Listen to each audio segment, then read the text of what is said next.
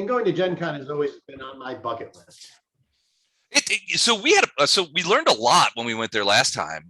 We signed up for some stuff that turned out not to be so great. And we had one miniatures battle got canceled. The one thing that Don and I talked about quite a bit, and Don and Doug and I talked about when we were coming back, is the DMing quality. And this is something Don and I talk a fair amount about at all conventions, but it's like, the quality of DMing anywhere seems just sort of weirdly uneven. And I'm thinking, man, if you sign up to be a DM at Gen Con, that's signing up to be like a pitcher in the World Series. Yeah, exactly. That's the show. Or a llama at the petting zoo, one of the two. Or a llama at the petting. But yeah, if you're going to DM at Gen Con, all these little sticky hands on you better have your shit together. I mean, this is the show. And so we were just surprised. Some of the guys we played with, they were right there. I mean, it was awesome. And some of the guys we played with were like, it was all right, I guess. Do you have a comment card? Because I'd like to fill it out. Your Yelp review is going to have some dings on it. And I know you've heard of the Nazcrag story where we got into this weird tournament thing and canceled a whole bunch of other shit. It was just a shit show. It was a shit show, but it was fun. I mean, we were having fun making fun of these guys, but we didn't have a ton of fun at their little party. So they had a 3-hour party. A 3-hour party on Saturday night with no drinks and a lot of ass padding. So it was just like, what the flip? It was something. All right. So let's talk Traveler, shall we? All right. So last time you guys rode the train from the guy's house, the farm that caught on fire, to the place where they had delivered the stolen crates to. And the idea was that this town is kind of far out of the way, and they had a breakout of cordyceps, and they wanted to get the medicine there so they could take advantage of it, because they didn't trust that the elders, the Council of Elders in Tewfick City, was going to, sort of be egalitarian about, they weren't going to be able to distribute the medicine to where it was needed the most, and that it would become this whole thing. It would become political, because that they were, the charge that they were making is like, look, they care more about public relations and about selling, maintaining the supply lines and make sure they're selling the products of this agricultural world without anybody worrying about it. Because if it got out that cordyceps fungus was here, that could naturally impede their ability to sell their products, and it would certainly cause them to have to be much more stringent about processing, much more stringent about these kind of things, which they probably don't want to do. So trying to nip it in the bud, they stole it, they brought it to this town on the assumption that they would distribute this material, this medicine, out to the outlying farms and regions where it would do the most good, and they could essentially nip the outbreak in the bud. But as we have seen in a couple of different places, this outbreak has managed to slip by the cordons of space and time and get there. It was at that guy's farm, and he was almost killed by cordyceps zombies that were trying to infect him. It was on the train. He escaped that. He escaped that. Yeah. He was. I'm so lucky. Well, he got rabbit's foot here. Well, he didn't know you guys were coming, so he was trapped in that windmill house, the works house of the windmill. He didn't know you guys were coming. He was like, eventually I'm going to run out of food and water. What am I going to do? No, I'm glad we saved him. I just wish we put him down on the train a little more merciful than it ended up being. Like, he was the one we had to put a bullet in the back of his head, right? I don't remember. Did you? One of the two guys. I don't think it was him. I don't think it was him. Okay. Yeah. Okay. I know one of the two guys. One of those. It was either the guy who brought us or the guy who was in the farm. Had when we lured him up to the front of the train. Front of the train. Oh yeah, it was the farm guy. Captain Black started wailing on him. I was like, "What are you doing?" I think it was the farm guy, and I'm sorry. This is for your own good. And the two train drivers were infected too. Well, they were already far gone, but. Yeah, they had to be eliminated as well, I believe. And then you knocked the windshield out of the train, and then drove the rest of the way, trying to make sure that worked. But you got to the town. You managed to bring it. You bring the train to this town. You managed to stop the train in the place where it was supposed to be, and you guys got off. And you found yourself essentially on a train platform, a rather rustic one, in this town. He started looking around, and even the guys you were with, the local guys you were with, Isaac and some of the other guys, were like, look, this is not right. Even though it's sort of, and you guys arrived, it was, I believe, really early in the morning. So like maybe 4 or 5 in the morning. They were saying, look, even though it's early, there would still be some activity around here, but it was completely dark and completely quiet. And everybody was like, what is going on? You guys looked in the train depot and found it essentially to be, closed. It didn't look like there had been any sort of struggles here or anything like that. But you did find, and Tam found a small barrel of kerosene and some lucifer matches, and he's like, we may need this. That was supposed to be used for the lanterns that they hang. There was a lantern hung outside, a lit lantern, just to keep the tracks doing. It looked like somebody did that. You guys were peering out the windows, and you saw something in the distance that made you concerned. One, a large electric truck, upon which you could see what looked to be two large crates. And you were thinking, well, maybe we found the thing, but also on top of or either growing upon or through the truck, some sort of large fungal structure. Then you spotted what looks to be right here, some sort of person lying in the ground in the street. Right. Not sure what that's all about, but you could basically take the word of the locals that lying in the ground in the middle of the street is atypical behavior for people in this town. You look at the town behind me. It looks quiet. It looks quiet. It's too quiet. And then as you guys were looking out these windows, I believe it was Doyle was like, whoop, stop, don't say anything, be quiet. And you looked and you saw what looked to be at first dogs kind of walking through, sort of very jerkily, their motions kind of like truncated. They didn't move like dogs. And you looked at him and you could see, and Coffin was looking very carefully at him. And as they passed sort of out of shadow and into the moonlight as the moon was going down, you could see that they did not look like they were regular dogs. Instead, they looked like this. Great. By the way, I have no recollection of this. Apparently, Leslie said my contribution this time was. I think you had vapored, right? This was right at the end, so you had vapored kind of like there. So, somebody's awake, Matt, is like one of the last comments from last time. Okay, this is all news to me. Zombie dogs, perfectly normal dog. And that's where I got a milk bone for you. And that's where we start. So there's at least 3, maybe 4 of these dogs sort of wandering around. Now you do so, Coffin, as you look out of the windows, you do see that they are sort of like, well, it looks kind of like they're sniffing the air, like a dog might if it smells something odd. These creatures seem to be doing it wrongly. Like instead of like sniffing the air like a dog would, they're sort of turning their heads sideways, and like you can hear their like this little chuffing noise that's going through their mouth, like they're trying to do that. You're not sure that they have scented you yet, but they are sort of wandering around in that little area, sort of this area right here. They make no sound. They don't bark. All you can hear is sort of the scratch of their dog claws, their paws in the ground, and this chuffing noise as they try and like sort of gulp air, which you think is roughly analogous to smelling, but it's not. It doesn't look right. Gotcha. I have lost track of how many rounds I have fired with my sidearm.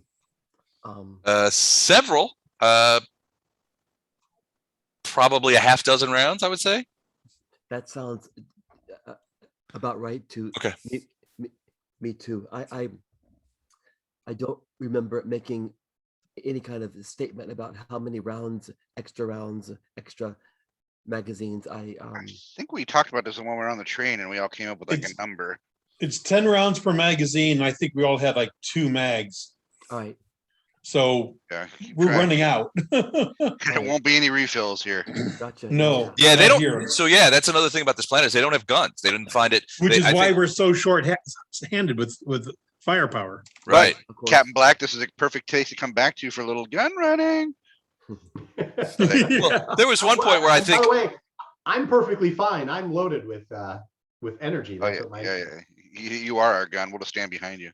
Well, you Yeah, have a that's it. you have a stun stick, right? No, he's got a gun in his arm. Oh, my you have a- service pistol. Ah, My you have service a gun in your arm. pistol. Gotcha. Okay. This is his rifle. This is his gun. Yeah, I have a stun stick also. I also have Okay. a stun stick. Well, Everybody gets a stun stick. But the problem with the stun stick is they have to be next to you. Yeah, that's the Yeah. thing. Well, and that's sort of the problem with these things. I mean, you've seen it. You saw it at the farm when you were able to put, you shot a couple of these guys and killed them, and then they, 5 to 10 seconds after they were Eric, is your essentially. mic still not working? Because you're typing everything. um, Oh, I hear you. Okay, I just didn't want to interrupt. It's not an interruption when you pipe up, Eric. Just remember that. But yeah, so I mean, you guys remember from the farm when you killed a couple of these guys, they would drop, and then 5 to 10 seconds later, there would be this little like poof of spores that would go out. Now, the one thing in your favor is the spores are significantly heavier than air, so Right. if they stay in the air for a couple of seconds and then they drop to the ground. So unless you've got your face right up against one of these things, you're probably safe from the puffballs, but from the explosions, but they do get on clothing and they will stay. So, I mean, if you get the spores on you and you touch them and then touch any sort of mucous membrane or your mouth or, whatever, or open wound, if there's any way that it can get into your bloodstream or into your, into your internal organs.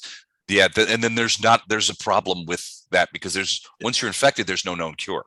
And over the last 2 years, we've all realized we never touch our faces. Right, exactly. Well, and so you guys, as Dr. Wagner told you before, the medicine in the trucks, the anti-cordyceps medicine, it's prophylactic. It won't help you once you've been infected. Once you've been infected, that's it. There's no way. I mean, basically the treatment is to keep you as comfortable as possible and then burn you.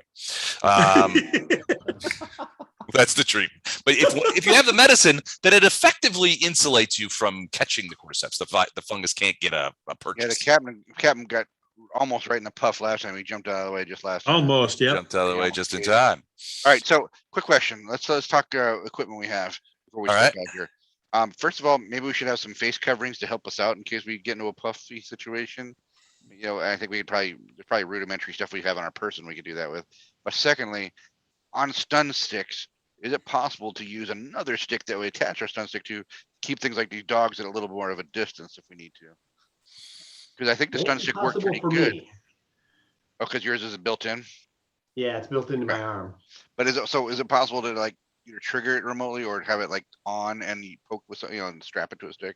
Just curious. Like Inspector Gadget. Well, if not, we should probably find some sort of implement here to pole arm wannabes, something so that we could maybe poke things away from us. Basically give your stun stick some reach. Yeah. Yeah, okay. Or in a stun stick doesn't have reach, then just get something else that has a reach capability, so we can farming implements, broomsticks, whatever, to help keep these things at a distance if possible.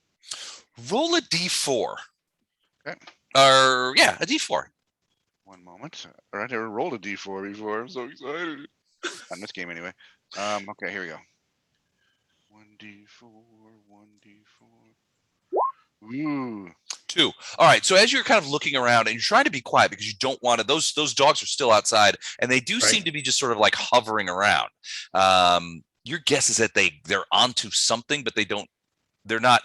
Your guess is that they're trying to sort of find things, but that they're not, that the fungus has sort of interfered with if they were normal dogs, they'd be on you already because they're actually pretty close. But because the fungus has like interfered with their ability to smell, their ability to see, that kind of stuff, it's trying to sort of replicate that and then is having a problem with it. So they can't, you're pretty sure they haven't detected you guys yet, but you still want to be quiet. You don't necessarily, want to have a marching band going off in here because, of various reasons. But you do find, you rolled a 2. One is a broomstick. The other one is actually a pitchfork that is sort of in the corner of the train station building. So you do find 2 longer sticks that could theoretically be attached. You also do find a roll of duct tape. Oh, nice. So a couple of sticks, duct tape. So can we, I see, who has electronics? I know Doc does, he's not here, but just think if there's a way to wire these sticks with our stun sticks to give us a little reach. I'd love to have a little ability to maybe tape it up Now, and I have also, electronics 1. okay, I think Coffin has some pretty significant electronics, doesn't he? Or mechanical? I it's- got duct tape too. It's a special traveler skill. I don't, Duct tape too. yeah. Like Mythbusters level of duct tape. He's making wallets. He's Yeah. putting things together. I'm taping. well, I've got engineering, but I know the stun stick has like a trigger on it. Right, And I right. don't know Yeah. if realistically we could just improvise something right here. Well, yeah, that's, I don't know. Is it a trigger that you can put a little, something as simple as a string on or something? Or maybe it's too much, maybe it's too much trouble for what I'm looking. I'm just trying to see, how do we keep these things from being all, like this, one of these dogs could finish the whole party if he gets up close on us, right? So, Possibly. and we only have limited ammunition. Otherwise I'd be standing here just shooting it out with them in the street. So yeah, I think we want to, if possible, somehow attack these dogs one at a time. If somebody could use like the pitchfork to hold it at a safe distance and 2 people kind of like just go up and stab it, back up, jump up, stab it back up. Other thing is, as far as we know, nothing we've seen with Cordy flies so far. So it might be to get off the first floor of any building we're in and go to the second floor and rain hell from above. Knock Or- out the stairs kind of thing. Yeah, or just lure everything into a building and set the damn building on fire because they're not going to run for it, right? They're going to be standing right there, probably waiting for us to, if they think that's where we are. That worked for us last time on the farm. Burn it all. Yeah. I want to kind of save this kerosene for all these mushroom plants we see out and about. And when that happens, I'll change my background from old Western town to this background here. Just I'll be like a Drew Barrymore fire starter at the end of the movie, just everything smoldering ruin behind me. Okay. Hey Okay. guys, just in case it helps, Matt, I've got, I won't say infinite, but I have a large amount of ammunition, so I'm really not worried. Okay. I'm not the best So- shooter in the group, but I can try to lure or shoot at him from a Are distance. are we in a 1-floor building list? Yeah, so the train station is a single story building. However, the platform that you're on, this wooden platform, is about 5 feet off the ground. Okay, so we're up so at least there's a a- little bit. Yeah, you can see right here is a set of steps that goes Yeah. down to the ground. That comes up to the platform. The platform is about 4.5, 5 feet around. It has to do with the height of the train and that kind of stuff. So we might be able to hold them at the stairs. At least any of the people probably go for that platform to kind of come up with. Dogs might jump up onto the platform. Dogs are going to jump. Yeah. Right. There's so- also, if you look around, there's also another set of stairs down here at the bottom. You can sort of barely Okay. see it in the edge, but there's another set of stairs there. All right, here's what we're gonna do. We're gonna coat ourselves in kerosene, right? And then we'll light each other up as we go out there, and they won't come near us. What could go wrong? Yeah. Why do all your plans have us getting naked at this time? This is Tra- the Tradition. this is the go get 'em, Ray, of plans here. Okay. Dan, can we get you up on the roof of this thing?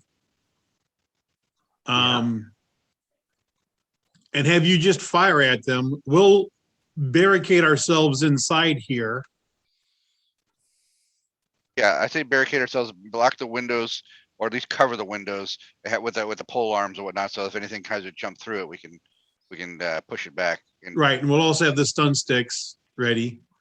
let's talk about egress though, because once bullets start flying, anything we see and probably things we don't see is probably gonna start rolling our way, right? So if we'll assume that if they all come to us, we need to have a plan to be somewhere else when they finally get here, right? Well, we 'Cause- got to take out these 4 dogs. Yeah, the dogs, I think, I agree, have to be gone, and then we have some mobility once that happens. Oh, shit, now there's Oh, shit, 5. 5 dogs. That slowly surrounds the building Are with we dogs. moving Hundreds too of slow, dogs. Les? What's going on? 6. Jesus. Hey, Hey, whoa. I'm You sorry. can't just replicate dogs. Okay, I mean, Oh you no, I can, can't. but- You got to just copy paste. I mean, Really, it Paste. doesn't usually, but it works great. As a very bizarre aside, did anybody ever read Knights of the Dinner Table, the comic? Basically? Sure. Oh, yeah. Absolutely. So do you remember the Doomsday Pack? So they had the cheapest thing they were trying to take over a town, and the cheapest they couldn't afford men at arms or mercenaries or whatever. All they could afford is, like, in the book, it was like one copper coin for a dog or whatever. So they got 500 pit bulls, right? So they roll in, do their thing in the town, and then they leave. But over time, it keeps coming up in the campaign that the Doomsday Pack is now roaming the countryside, decimating It's their bigger fault. towns, thousands of dogs strong now, slowly destroying the entire world behind them. The Doomsday Pack. I like that. Pack, yeah. So this is feeling like the Doomsday Pack out here. Well, there's now, yeah, you saw 4 at first. Now there's 6. Are there more? I don't know. Well, we'll find out as soon as Dan starts Well, shooting. let's go out the back here and get Doc, the captain, up on the roof. Okay, Because yeah. are there stairs going up to the roof, or is there any trap door or anything How inside? can we get up there? Doc is like, why am I? Who's these people here? Was that Not Doc, Doug? Captain. Oh, I gotta move the dock. Yeah, he's down Oh. here. Where is he? who was that? It looked like Doug appeared in a second there. Oh no, sorry about that. That was I was processing some video from Friday night, and got it just finished after 17 hours of processing. Wow. What do you need to process it for? We had a game here at my house on Friday night, the Strange Aeons game, Oh, yeah. and so we have some really poor video. I of had that a game. really good nap. You did have a wee nap. Don had come. He showed up 2 margaritas in, so, Ah, I remember those days. and followed Man, it up. I with a couple woke of up gin and afterwards, tonics. around 10:30 when we were about ready to quit. I woke up. I'm like, I'm good now. I'm good now. Let's play. Yeah, you followed up the margaritas with a couple of G&Ts and some redemption whiskey, and Yep. Yep. Right face plant into the game. just a brief nap. There was a minute there when I was looking for. I was standing at the head of the table as the DM, and I see Don kind of doing this. Well, you should be ashamed of yourself, Don. No player worth their salt ever fall asleep during the falling game. asleep while role playing is just Yeah, not this well. is They would say my name. They would say my name. I'm like, oh, I'm in. I swing. Well, for a while, I think what did it was that you stealthed in and you were hiding in the pile of bodies. Oh, is that what that thing is you send a picture of? Like when you roll a 20 on your stealth, and you have a picture of a bunch of vegetables or something? It was mangoes. Did you not see the bird? I did not see the bird. I'll have to go back and look at the picture. To go look at that. It's a bird. There's a bird in there, like a parrot. And he rolled a 20 on his He stealth. rolled a 20 on his stealth. Yep. He's about midships off to the left. You I see him? see him now. Yeah. Awesome. Nice. That's good stealthing.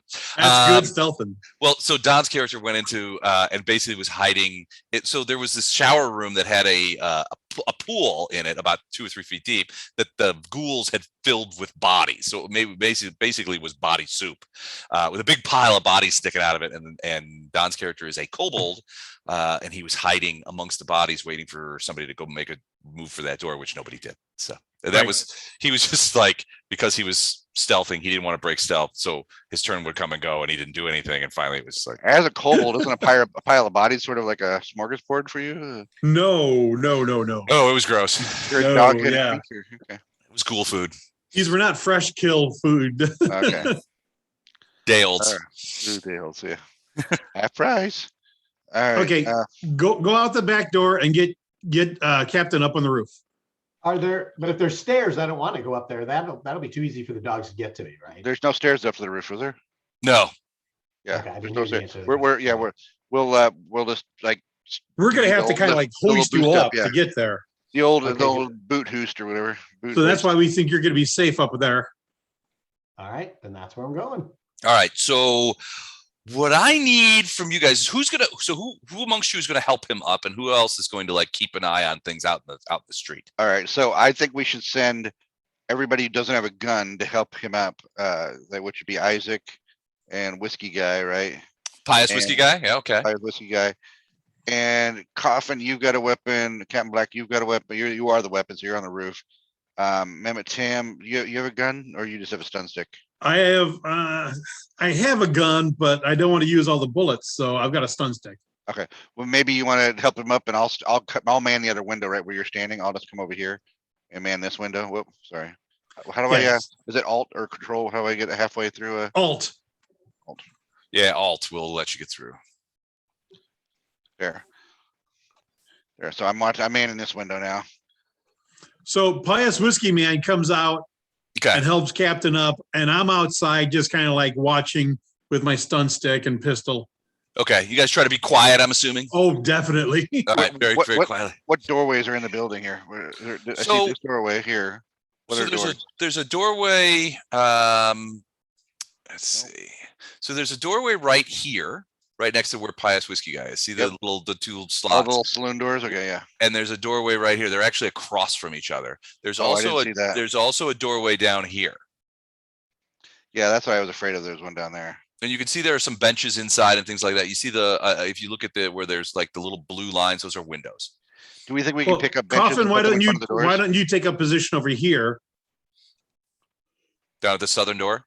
Yeah. Okay. Oh, okay. Real quick, do we are these benches attached to the ground or do they look like we might be able to move them around? They're movable. Yeah. Um, Yeah, I was gonna say move. Use maybe yellow key. maybe Isaac can help me quietly. Isaac and one of these other guys maybe help me quietly move a couple benches in front of the doors right here. Sorry, right here, Okay. as quietly as we possibly can. Tell you what, I'm gonna put a bench here. I'm Oh wait, gonna make it smaller so it's about the right size. All right. So here's a and bench. So where do you want this? I want it right against this doorway here. You want to put it against the door? Okay. Just I mean, it's a temporary barricade to try to keep any dogs from just charging right through And grab this desk here, Okay. in theory, and put it against this door down here. Which square door? up. Yeah. Oh, down the here. one by where Coffin is? Yeah. Okay. Okay. Coffin, you're getting your own desk. Hmm. All right, quietly. All right, here. I'm gonna put it in front of Coffin, and then Coffin, I'm gonna put you. Do you want to stay inside or do you want to go outside? Inside. It's fine. Yeah. All right. I'm going outside. Lock the door behind me. I'll have Yeah. I'll have a cowbell to alert you when I'm ready to come in. Yeah, how do I alert you guys when I'm ready to come back in? Well, When we'll all know the dogs are gone, we'll let you back in. Yeah, there you go. You got Okay. one job right now. All right, so somebody else here. Isaac. I'm gonna pull Isaac over here. Isaac, when this all starts going down, I need somebody to keep a careful count of creatures on the street. Can you think you could do that? Keep a Sure. track of how many dogs you saw, how many infected people we saw. I don't want to call them zombies, but infected you see. Mhm. And You want him to Future just dead basically people. you basically want him to be sort of the forward observer. Yeah. well, I Okay. want him to be the the forward observer, just keeping tabs on things like I saw a guy go behind this building or something when the firefight starts. Okay. All right. So he's Okay. going to take up a position. I want to say like right here at this window, at this front window. Yes, that's fine. Okay.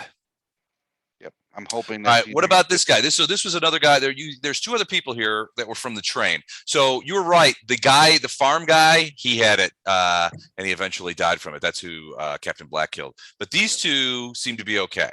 They were on the train. They were locals, Right. not from this town, but from back, the other side. You said we had a farming implement or something. A Pitchfork. pitchfork. We got a pitchfork and a broom. All right. Now the broom part will unscrew and make it just a stick. Right. All right. I'm gonna give a stick to one of those two and have them stand over by Isaac, and between the Isaac and the barricade that we just put basically right where Captain Black is, even though he's a floor above, to help push back anything that tries to come through that door. So his job is to keep that door shut. Yeah, I will Okay. take the pitchfork for myself if we're all fine with that, and I will man the other side of that barricade and this window and stab everything that comes through either one. Okay, and so this woman is she's going to say, "I'll guard this back door." Yeah. Are there any You're- other windows or You're the floor. You're the floater. Isn't this a window? Isn't this a door right here? No, that's not a door. Okay. That's a gate, actually. Okay. So, but it shouldn't be a problem in the context of this. And there's no windows on outside the building. It looks like. There's Kind of a one blind down spot. at the south end, but there's a on the. I meant on up the- here. It looks like a blind spot on the other side of this. Yeah, there's no windows on the north side. So maybe, yeah. I don't know. I'm a little concerned about that. As long as Tam comes back inside and when somebody's manning this door here and barricades it, then we should be okay. Okay. Yeah, she basically say, all right, I'll take up a position in the middle. If we're attacked, Yeah, you're the floater. I can move into thing. And Pious Whiskey Guy will guard this door. We will throw you into the barricade. But what I think Pious Whiskey Guy will say is like, look, I'm not going to barricade this door in case we have to beat a hasty retreat and maybe get back on the train. So the train is on the tracks. I don't have it on this map, but it's on the tracks, like parked a little bit north of here. Really phoning it in today, Hostetler. Okay. Sorry. Hey, you guys could get a whiteboard. That's what you know. You can get your own customized miniature of your character now. Like Roll20 needs to get with the program and maybe have some what do they call them, microtransaction stuff, so you can start customizing up our little guys here on the map. I'm already poor. I can't spend any more on this. I'm not saying you. I'm saying your players. All right, let's do it. We ready? All right, hold just a second. 1 minute here. This is gonna pull out his giant Cordy demon that he's been hiding behind his building now. The first time I ever saw Les have a really big creature, we were in that first what was that town we were in where like demonic creatures were showing up. West Crown, right? And we're basically holding a square, and we just fought some little guys, and suddenly Les drops a monster on the map that's like 20 times the size of any of us. I'm like, holy crap! That was, if I recall correctly, that was Leap Daga. That came out and did that. That was a pit fiend. And yeah, they're big. Scared the bejesus out of my little rogue there. All right, so Mehmet, where are you going to post up at? He's up on the roof now. Yeah, right? You guys get him up there pretty easily. Yep. These roofs aren't very high.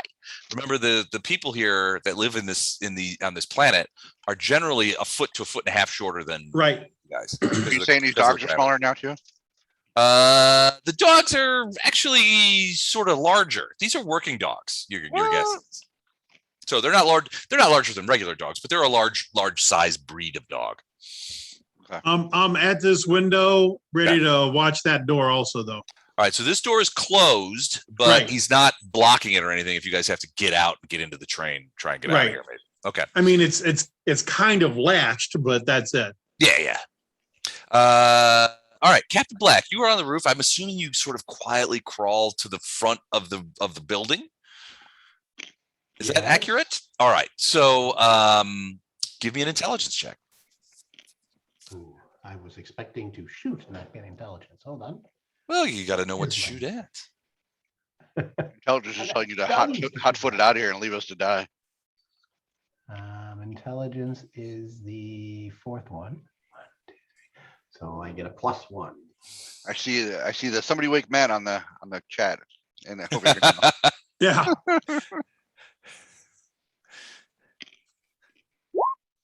11. Excellent. All right. So you kind of crawl forward and you peer over the edge and you can see that there looks to be a half dozen of these dogs sort of mullering around. Now you watch them for a few seconds and you don't get the impression that they have got onto where you guys are yet. They don't seem like they have figured it out, but they definitely know something is different.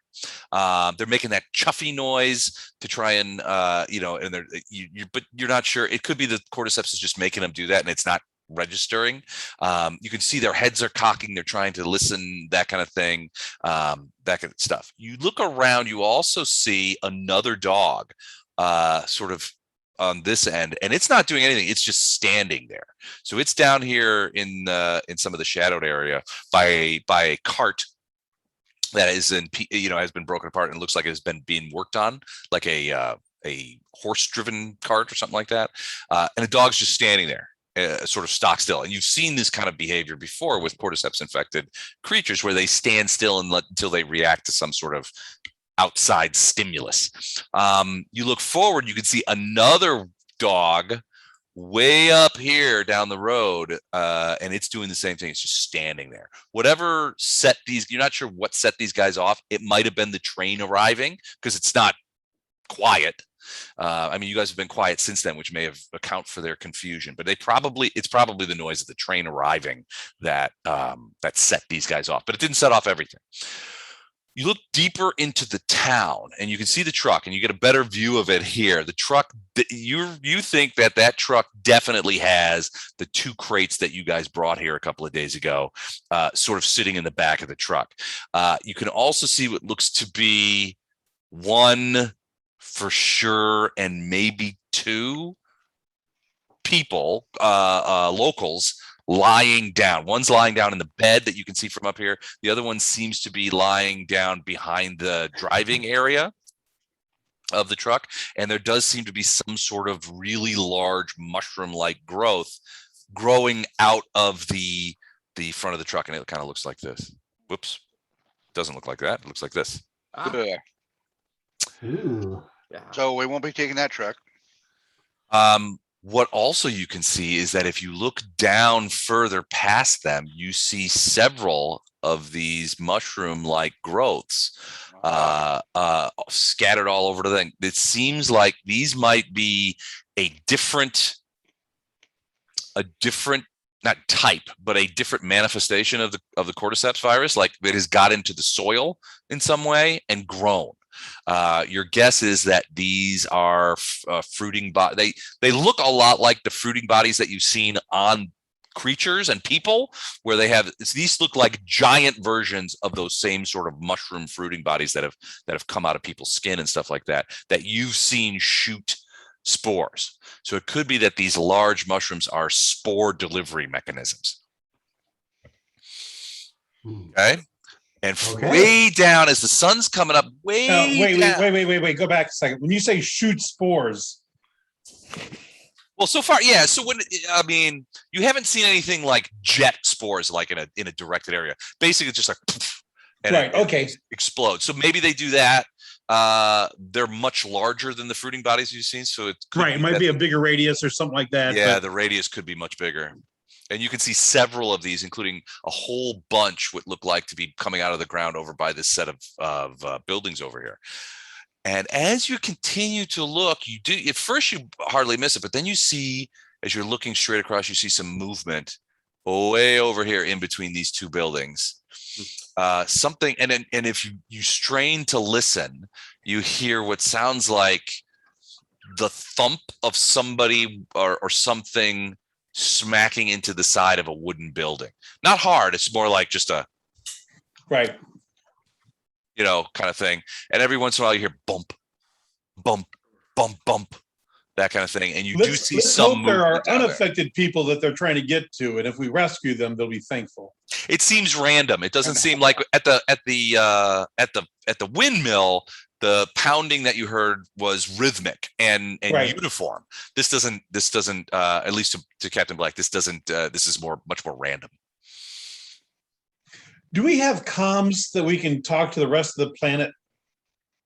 No, to the rest of the planet? No. In fact, your neural lace doesn't work here because there's no overriding sort of how do they server access. Network. How do they communicate? Generally speaking, by visits. Is there a telephone inside the depot?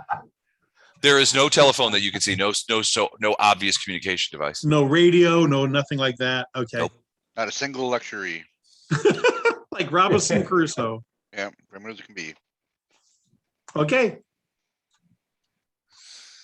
All right, but yeah. So Captain Black, you see, several dogs, a bunch of these big mushroom-looking things. And there does seem to be something moving way down at the other end of the town square. Hey guys, let's get back on the train. Go back to our shuttle. Just nuke this planet from the outside. The only way to be sure, really. Isaac kind of goes, "What? Just take it off the map." Yeah. They're like, "You guys have a nuke? Can we hold it?" Can I hold the baby? No. Sure. Can I hold the baby? No. You can write it down. You can write it down like Dr. Strangelove.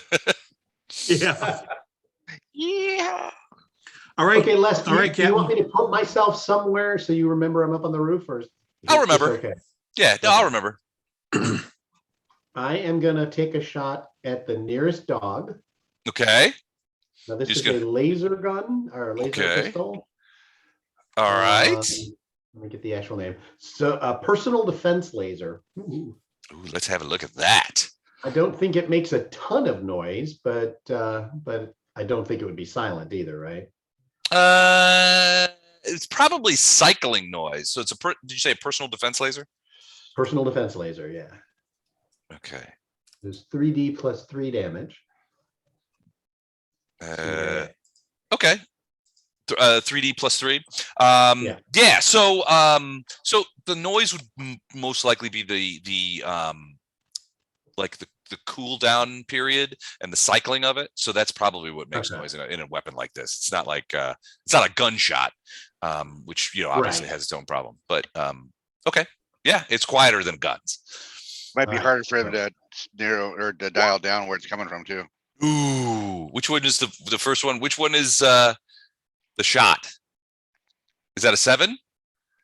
The 7, yeah. 7 is a miss. Shot goes- haste, so I get 2 attacks. You have No, I'm haste? joking. We don't have haste. If I We had have haste, I'd so have a this is fireball. a space game. We don't have haste. We have meth. Yeah. So your laser, and it does, so it's like, and you could, and you guys are like inside, and you guys are looking outside, you see there's a flash of light that sort of illuminates, like a flash bulb going off, and illuminates the whole area. But the laser itself, Captain, ends up in the dirt very close to that creature, and you can see it sort of like, it doesn't move very fast. It kind of like whirls around, and now it's looking, that kind of stuff. These other ones are definitely sort of wandering around and moving closer to that other one, the one that you shot at. So they're sort of going over to it on the assumption that whatever happened was nearby. Okay. That's my turn, I guess. Yeah. Isaac says to you guys, I see 6. And I don't see any other. They're all sort of collectively going. So what are the rest of you doing while he's shooting? Being Hey, straight, hanging back. I'm not doing anything. paying very close attention to what's going on outside without moving around too much and attracting attention. Okay. All right. Does anybody do anything specific? Like run outside and say, I'll take him. Yeah. was it Leroy Jenkins? Yeah. Leroy.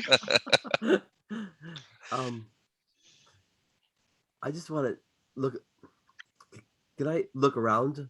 Can I look out? Yeah. Are you going to like, peel open that door a little bit? Yeah, I just want to see what's going on outside. Okay. All right. So you pry open the door. Give me an intelligence check. Okay, let me see. Intelligence. Let me remember. Got it. Okay. Here. Sorry. No worries. No, it's all right. We don't play this often enough to have it all memorized. Let's see. Yeah, no kidding. Dice roller 2. You guys could give it a B team. We just play more Traveler. Ooh, 16. All right. So excellent. So you peer out there, and I'm just opening it up, and you definitely can see that there is another dog. Now it is facing, I'm assuming you're being as stealthy as possible, just like kind of like looking out there.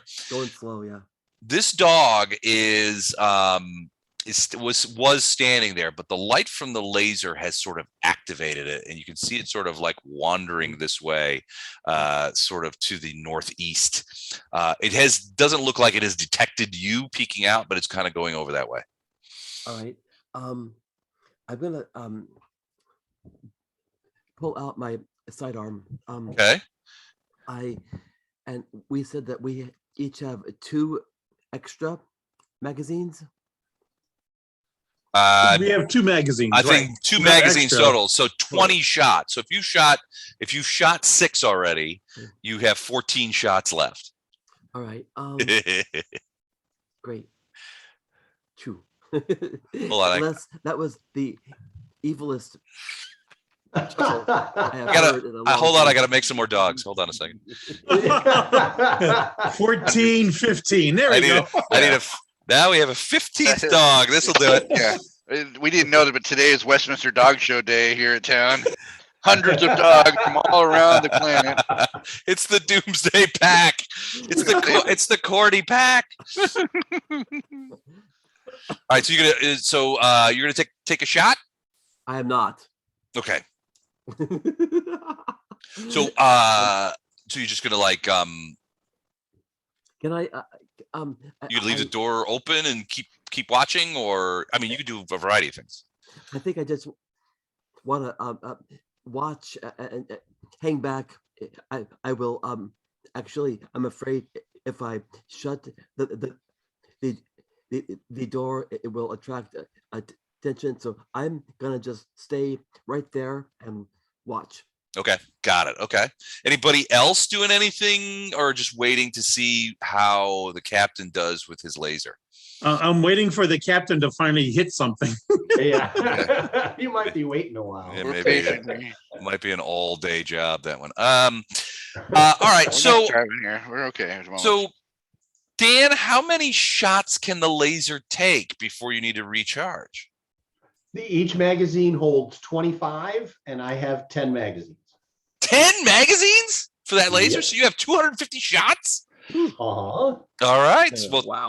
take your next one. Tell you what, we'll be on the train. You let us know when you're done here. And, Yeah. we're gonna play a game of some canasta or something. I wanted to make sure I would never run out. 2d6 plus 2. Here you go. Ooh, there's a hit. So you hit that one finally, kapow! And again, that flashbulb kind of effect as the sort of illuminates the entirety of the thing. 16 points of damage. That one goes down, and the laser takes it, sort of a midships, goes right through, big searing hole through it. You see it stagger around a bit, and then it falls to the ground. And in a few moments later, Captain, you actually see that little poof happen, and then boom, there is a little explosion of spores that go down. Now these other guys, this one is moving. There's another one moving forward. The one that was to the north is moving forward to see that this one also moving forward. And Isaac, you hear Isaac go, make it 7. There's 7. Wait, 8. I see 8. 1 down, 7 to go. Ouch. There just seems to be more and more. Oh, close that door now.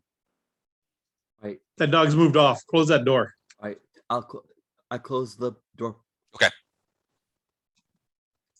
Captain, another shot. Oh, okay. Yeah, we don't have to keep taking turns, right? Nobody's doing it. Right.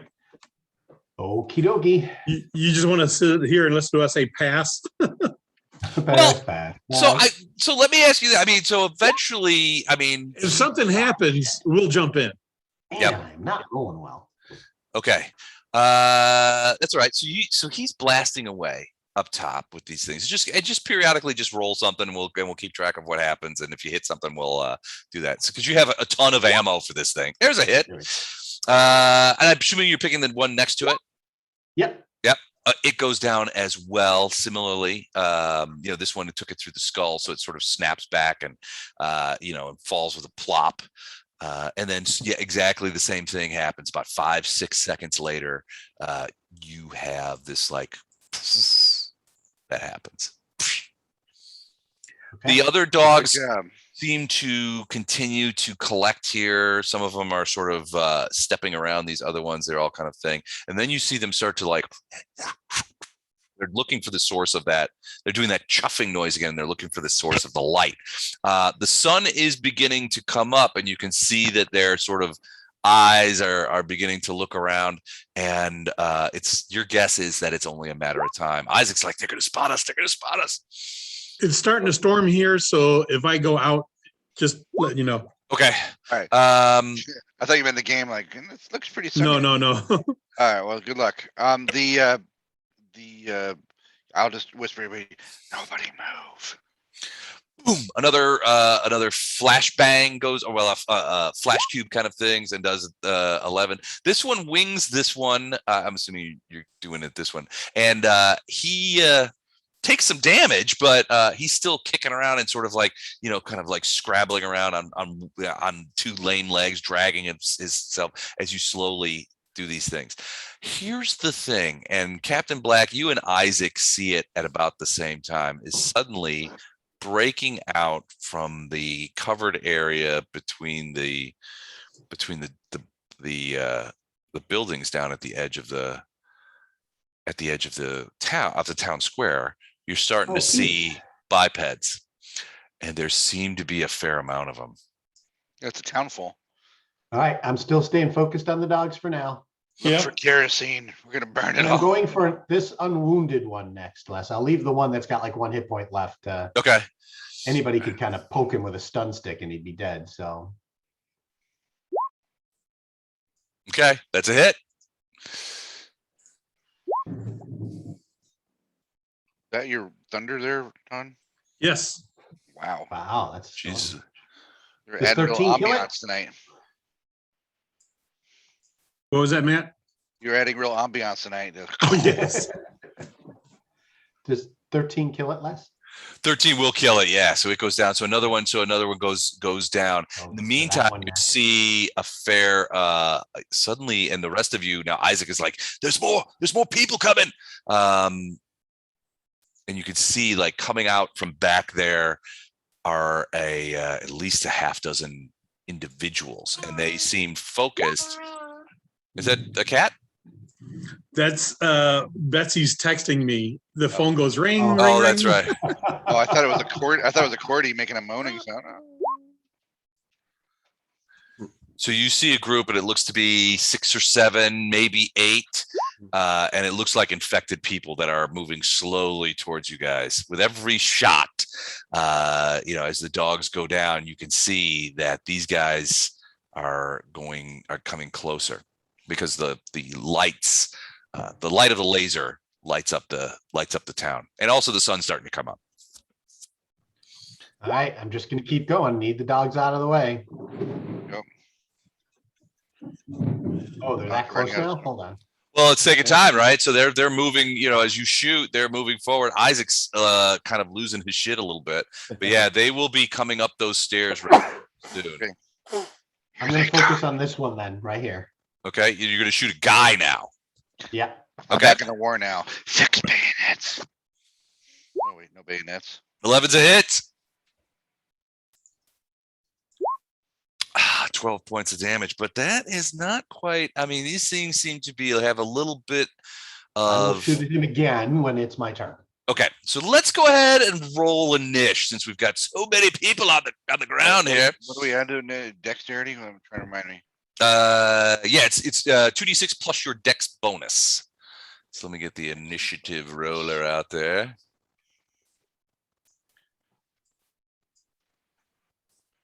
God, I have 100 emails open here. 1 second. Right. Jabber. Great. I tried to highlight myself. That's okay. What'd you get? I rolled a very lame 7. Is it 8? No bonus, right? 8 is no bonus. Yeah. We've had this I conversation. got a 12 left. Ugh. I shot myself in the foot. Right. I Me got too. a 5. I'm hit. All right, Tam got a 3. Let's Cat Black got a 12. Very nice. So let's just go ahead and oops, nope. I didn't even mean to do that. Hold on a second. Okay. Cat and Black 12. And Coffin, what'd you roll? A very humble 7. Humble 7. All right, it happens. Weber? 5. Okay. Gentleman's 5. All right. Let me go ahead and do this first.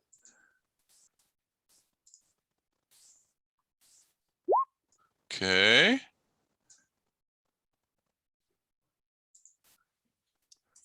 Then group 1 is going to be this guy.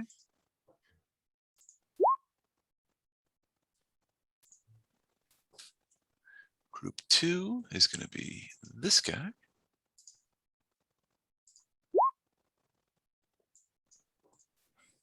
Group 3 is going to be this guy. God, they're using tools. All right, let's see how we line it up. Very cool. Let's go ahead and So Les, yes. you can't see it. I ordered my own wagon. Oh, nice. With a lid? It's got like a canopy top, so I can put my maps on it. Very cool. Now I'm jealous. Now I have to find a better wagon because my my cart did good. Well, so at What are we talking Archon, about? Archon stuff. So he had a wagon which was small but Order good. from Steve. Yeah. Yeah, Steve's wagon. I had a cart which was good, but it was unstable. It wasn't very stable, and I had a Like a cooler on miniature? it. Oh, a wagon, like a little red flyer radio. Right, Like yeah. a little red wagon, right? But Okay. this is like a what they call a beach wagon. So it's got the really big wheels. Okay. And it folds up. And I'll not only use it for like ArchCon, but I'll use it when I do trivia nights and stuff like that when I'm hosting them. Are you gonna do trivia night for us, Don? I'm all ready. I'm ready when we go to Gordon and Jennifer's for a bonfire. I'll bring one. Oh, okay. I can't. By the way, I'm not going to be going to that because I'm going to be gone both the second and third weekend in November. So I will be missing the bonfire. But okay, round one begins. Captain Black up top. What is the captain going to do? So, Shoot Captain, at that guy. real quick, I want to tell you that in addition to the several in the first group, there do seem to be other groups of infected humans moving your way that have stepped into great. the area. So there's more. There does seem to be some more movement even behind them. So there Oh, could great. So There we knew could- this was gonna happen. We knew this was gonna happen. Stay with the plan and look for something to burn this building down. Maybe just your laser.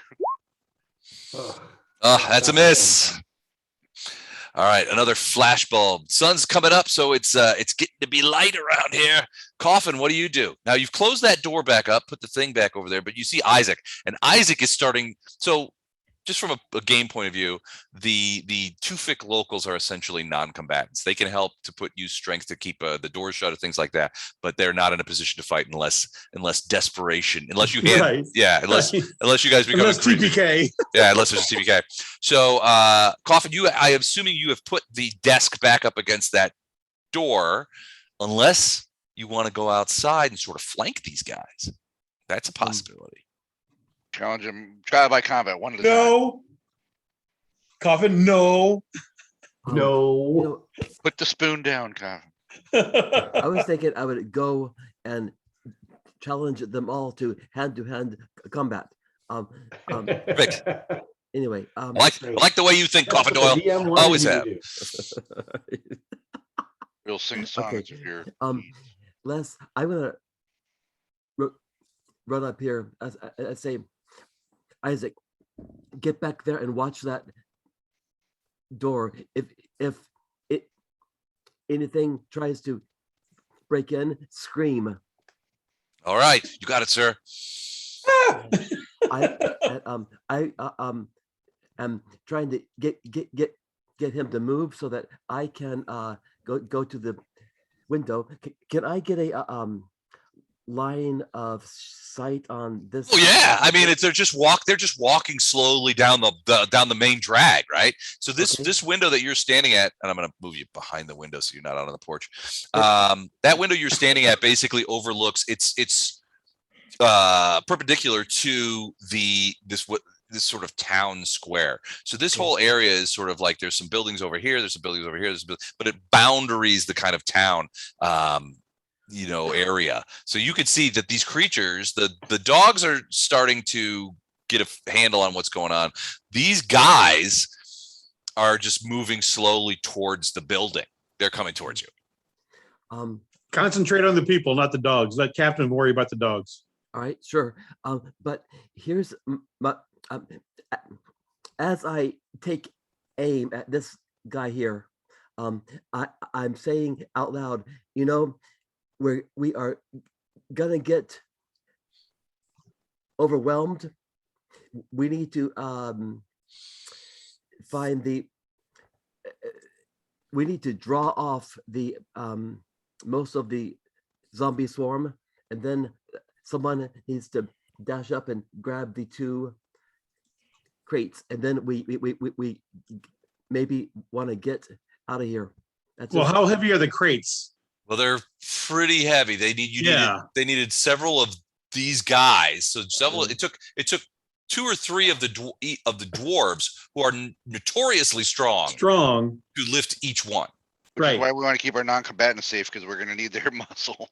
And Um, so the crates themselves are like 6 by 6 by 6, so they're Okay. large storage crates. Okay, it's just that okay, and this is all while I'm taking aim at this guy here. I got a feeling we are gonna have an unrelenting tide of zombies. Well, yeah, I mean that's There'll when be we some start relenting. firing. As soon as it started firing, we knew it was coming. But they won't chase us down like a dog will. That's why we gotta get rid of these dogs first, and then we Right. gotta haul ass probably out the back door, and hopefully out of their line of sight. All right, I'm gonna take take a shot at this guy here, Okay. and I believe that I have I'm sorry, where I have a gun combat 3, so it's +3. Yeah. Yep. Thank 2d6 you. plus 3. With a And body you pistol. need an 8 or better. All right, I roll an 8. 8. That's a hit. Great. So and this is a body pistol, right? Right, just So yeah. body pistols 3d6. do 3d6. Is that right? Yep. That's right. 3d6. I know because I have one. Gotcha. Okay. So I And I now have 7 more rounds than Coffin Doyle. 3. Because you haven't fired a single shot, have you? I have not.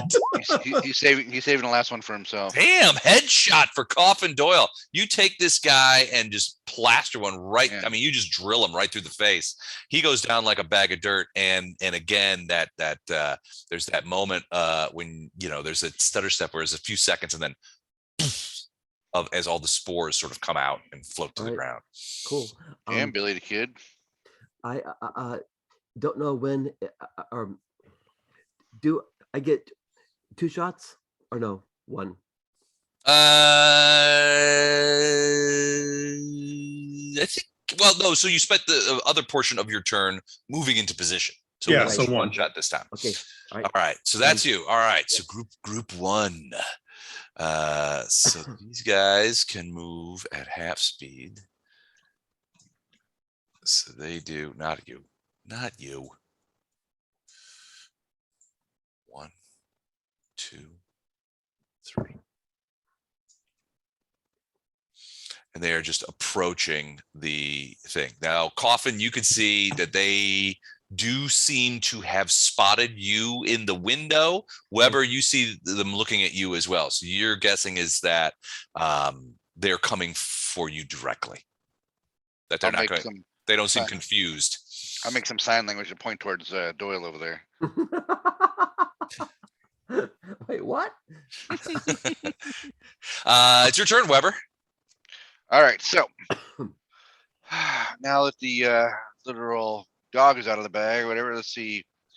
The dog is out of the bag. I don't really want to get into a gunfight with a bunch of dogs, but one that's wounded here, I think Captain almost finished off. I'll see if I can put that poor cur down right there. I will also pop a shot off right here for this one. And I'm sorry, my to hit is it's that body pistol 2. So it's 2d6 plus 2, right? Okay, 2d6 plus 2 is, what'd you roll? I haven't rolled it yet. Oh, Double okay. checking. 12. 12. 12 is a hit. All right, now 3d6, right? 3d6. 14. Ooh, 14 points. And which one were you shooting at? Hold on a second. I was trying to wing this dog, finish him off, so the captain could concentrate on This dog here? Yep. You got him. All right. So yeah, he's only had 1 hit point left. So you down him. You officially get a reputation as a dog killer. And Sorry, old yeller. You had to go.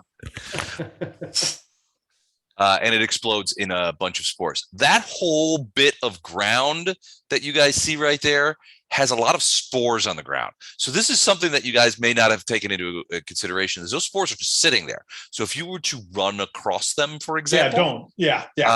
it might kick them back up. Certainly they would get on your boots. As the more you think about it, and if Dr. Wagner was here, he would probably tell you that the reason that those guys on the train and the guys back at the farm probably caught this is that the spores attached to clothing or boots or something, and at some point they managed to get one or two into their mucous membranes. You remember the farmer, before he died, his symptoms took a long time to sort of get to it. So he probably wasn't inundated with spores. It may have been just an infinitesimal amount, but over time it grew. Yeah, I mean, you guys murdered him anyway. Yeah, he just had a cold. He just had a cold. He's You like, can't no, take no. chances. My son's in school. I get colds every week. No, it's like, have you guys ever seen 28 Days Later? Yeah. When the, Yeah. when the guy gets bit, he goes, no, I wasn't bit. And she just chops him to bits with that machete. It was probably like that kind of stuff. All right. So Weber, you ace that guy. You doing anything else? You're going to like break through that window, run out. So those windows are actually out or open. I was going to do a stunt roll. No, Run out there. I'm preparing to fix bayonets for anything else that wants to come through the window. All right. All right. got the- Sounds good. Got gun in one hand and a pitchfork in the other at the moment. Group 3. They are going to move forward. 1, 2, 3. Work a little faster, Captain. Told you There I'm not the comes best good. shot in the group. You're doing pretty good. You got And rid of then a the bunch. dogs are moving closer. So they are moving up to here. They sense that something is wrong. This one kind of moves towards these guys, so he's moving away from you. This one kind of like is moving over here, and this other one starts to sort of get in front of the steps, and it's kind of looking around, and there's a moment. Let me do a quick thing here, just a real quick 2d6. Oh, Yeah, this dog is sort of meandering around the front steps and kind of like looking around. And you, Weber, you get the impression that it saw you and it begins coming up the stairs. all right. Dead doggy. Wait, they That's can what they travel do. stairs? Well, yeah, they have legs. I know. They can't do ladders. That's the problem. Doorknob. Doorknobs is kind of hard too for a dog. Although I've seen dogs open doors, so and get Lots of beers, repertoire. get beers for people. Yeah, clever girl. All right, Mehmet Tam, you're up. I am doing the very important task of keeping an eye on the back of this train depot. Good. Okay, you do not I'm just watching out that window, prepared to attack anything that comes through the window, through the door. Okay, I've got my stun stick in my left hand and my body pistol in my right hand. okay, sounds good. Well, You don't I can see do anything. either. You don't see anything out there. A lot of your vision is obscured by the train, which isn't there. But you don't see anything wandering around out there right now. Say that again for the recording. Yeah, I was about to say, what was you just said? Your vision is obscured by the train that isn't there. Okay, just checking. You I'm know what I meant primarily looking at the platform, on the platform, on the platform. Okay, right, to see that if anything's coming that way. gotcha. All right. Yeah, you don't see anything at this point. And then that is those Storm pass over you, Don? guys. The storm pass over you, Don? Oh, I imagine It's not. about halfway through now. That's good. And it's headed my way. The back door, are there like deadbolts at the top and bottom or anything also, or? Up at night. No, there's not really any deadbolts or anything. There's a latch, but the latch is also doable from outside. You got to understand the nature of this planet. Low population, Yeah. almost no crime. They don't do locks. They don't have to. The Less guy time at the is door, down. I'm telling him to hold on to that doorknob and make sure it doesn't turn. Pious Whiskey Guy says, PWG says, you got it, sir. Yeah. Pious whiskey guy. Yeah, because remember, Weber, he had a long conversation with a long whiskey fueled conversation with you about their religion. Yep. All right, more guys coming through. And that is the end of round 1. I have a feeling we're gonna have a lot of rounds, but everything is approaching. You see a bunch of them are sort of coming past the car as they do, and there may be more coming through the buildings. You can't really tell from here; it's too far away. But it does seem to be some more back there. A 4th wave, if you will. We got him right where we want him, boys. Killing field right here. What does Gimli say? No chance of success. Completely surrounded. When do we start? You know, that kind of thing. All right, Captain Black. Another shot. This one right here. All right, you're shooting at that guy. Okay. Ooh, that's a hit. Ooh, it's a hit. Try not to act so surprised. 17 points. You just put your laser sort of right down, and boom, you get him right in the top of the head. He goes down like a bag of dust, but he also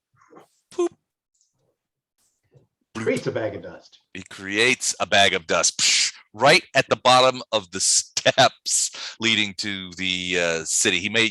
Captain Black, you may have just polluted your primary egress, but that's okay. There's other stairs. That's okay. Coffin Doyle, what about you? All right. There's one right here. So there's one dog right here. You can see him. He's got a little bit of cover because of the differential between the platform and the ground. So you're going to have a -2 to hit that guy.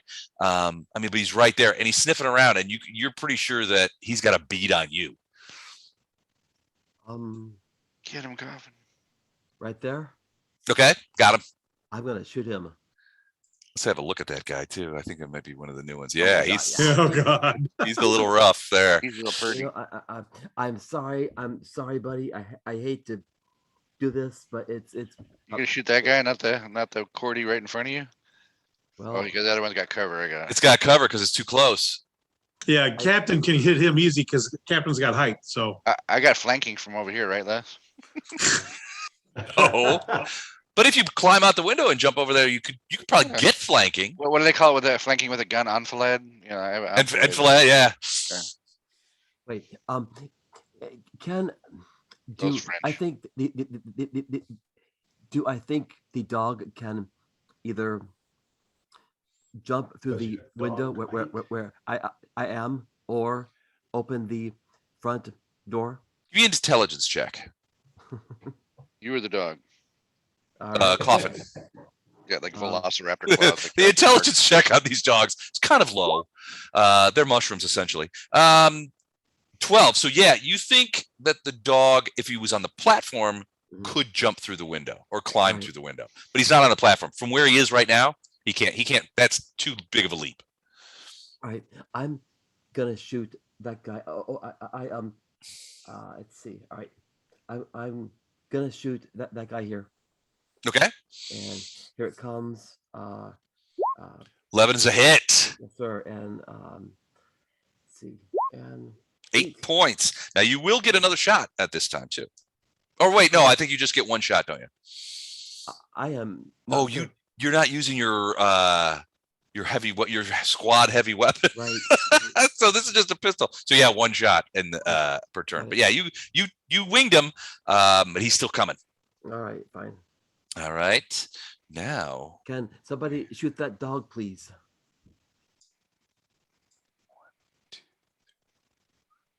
so they just emerge. Bad dog.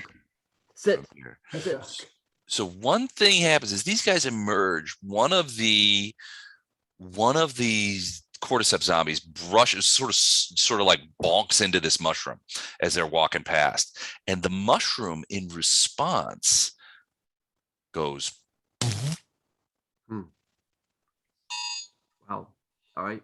Oh, wait a second. I've got a tornado warning. You need to get your family downstairs or something. Yeah, let me go talk to my family real quick. You want to Right. take a pause and then come back? Yeah, on why don't we then? pause it? I'll leave this on. I just want to make sure I don't hear the sirens. So yeah, I can hear Marla upstairs. So let me Be she the got the good same family. warning on her phone. Yeah, Yeah. go be the good family man. We'll be talk here. amongst yourselves. And I don't know. Can you see that real quick? Can you see that that circle Yeah, that Yeah, poofed circle. around it? Yeah, Back Right here. there. much bigger. Yeah. All right. I'm gonna mute myself real quick, Gotcha, fine. and I'll be right back. Good luck. Be safe. What if he had muted himself? I hope he's okay. Yeah. So this town and all the time, or this state out here had 1 tornado in 15 years I lived here. This year, 10 tornadoes, 4 of which were pretty damn close. But they said it's going to just Wow. get worse and worse as the temperature continued to heat. Our Yep. mean temperature has Wow. climbed 4 degrees over the last decade, so it's 4 degrees higher Fahrenheit, and it's going to be 82 degrees here tomorrow in New Jersey in almost November. Yeah. Oh. It's been real hot in DC too. I'm wearing a cashmere sweater. Don't they know what they're doing to me? Can't wear cashmere in 82 degrees. This is my winter wear. Okay. So this thing exploded basically when it just brushed up against it, right? Yeah. So I think we we- should be able to, from a distance, just hit these things with bullets and have them explode. What's Maybe. the point of having them explode? Also, they don't go off like a at- mine, whatever. At that point, we'll spray some of the kerosene on them and light them. Yeah, we need this whole town needs to be on fire before we leave. Now, I was just thinking about this while Les is gone. He mentioned Pious Whiskey Guy, and Weber Jicks over here always carries a bottle of scotch. I think we have at least some potential fire starting materials on us, but we need maybe we can get whoever's not in a firefight here can maybe start gathering up some stuff to set this building on fire, because if nothing else, it'll be a good distraction and cover some smoke. But we hustle it. Maybe I'm thinking maybe we go north on the map here. Like I don't know if you can see where I'm pinging right there, Yeah. and then go around the back while everything else is hopefully distracted by this building. Sure. Even if some of them see us, we should be far enough away that maybe we can get. Well, I think we just come out the back door of the train depot Right. and just take off north on the Right. tracks. And remember, it's like a 5-foot deck right there, right? So they're already going to have partial. You'll already have partial cover. So if we like duck down a little bit, we might be Right. able to get out of their sight already down the pipe.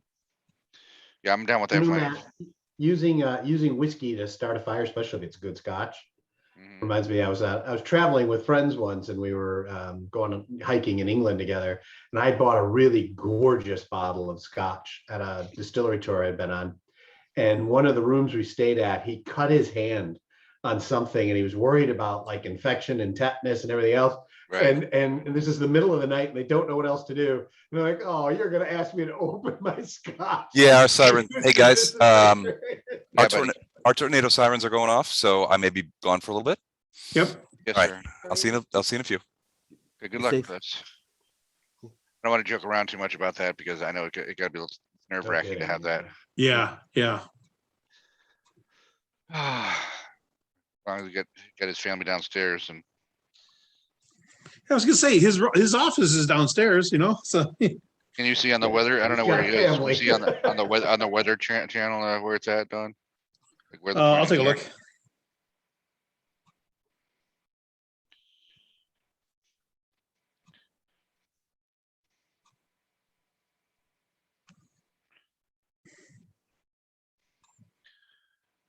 are. Ugh.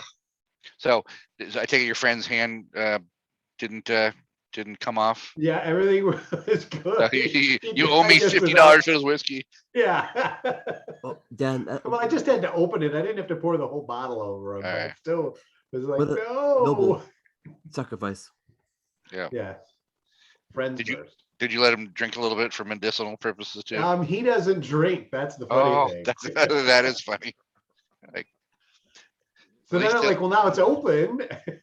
He's like, I'm pretty Oh, he understand didn't that. have any with me. I understand that Okay. urine does not have any bacteria into it, so I'm going to pee into your wound. And Most- Most of the heavy rain is in the southern part of the county, but the alert is for county-wide.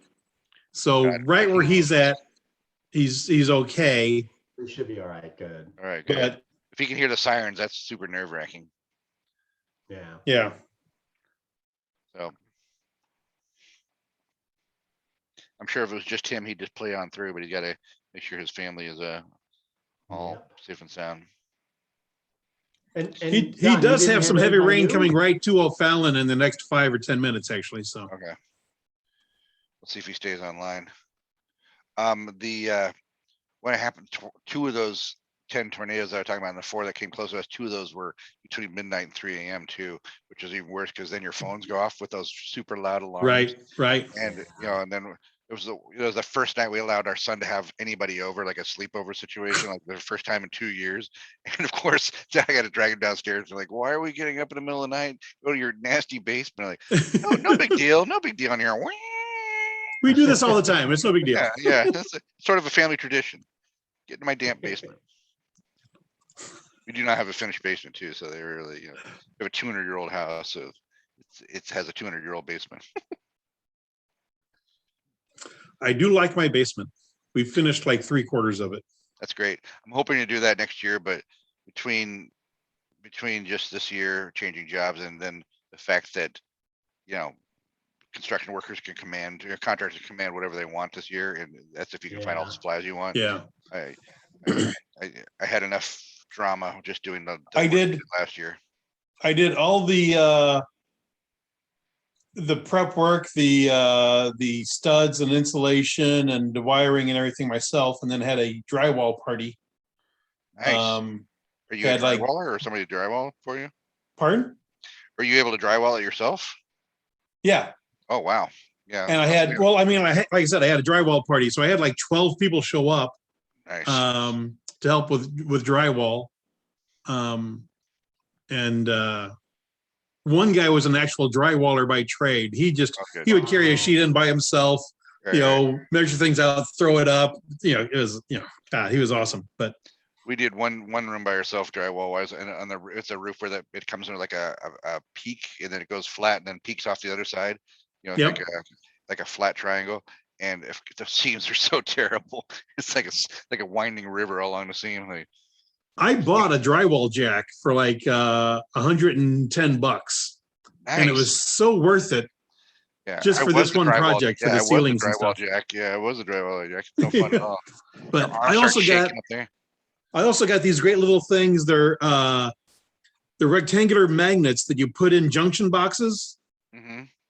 So you put them in the junction boxes for electrical outlets, put the drywall up, and then you've got another one that like snaps into place right where it is.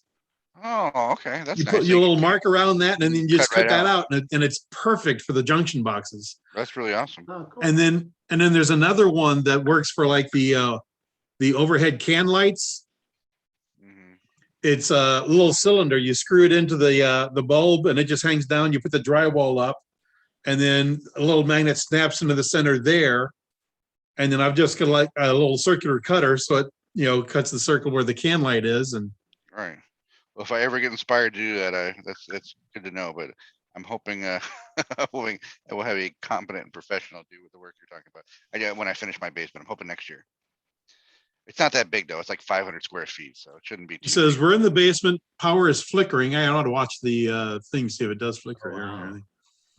Oh, yeah, so I'm gonna minimize the map and watch. Tell the guys, sorry, I'll try to get back as soon as we've been cleared. Yep. Okay, guys, I've told you. Okay.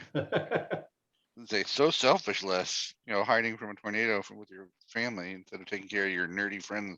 We're not in danger in any way at this moment. It's funny to hear like basement come up again. I have no basements in Florida. Right, I forgot Haven't about heard that. word in a while. You just What is have these what- basements you're talking of?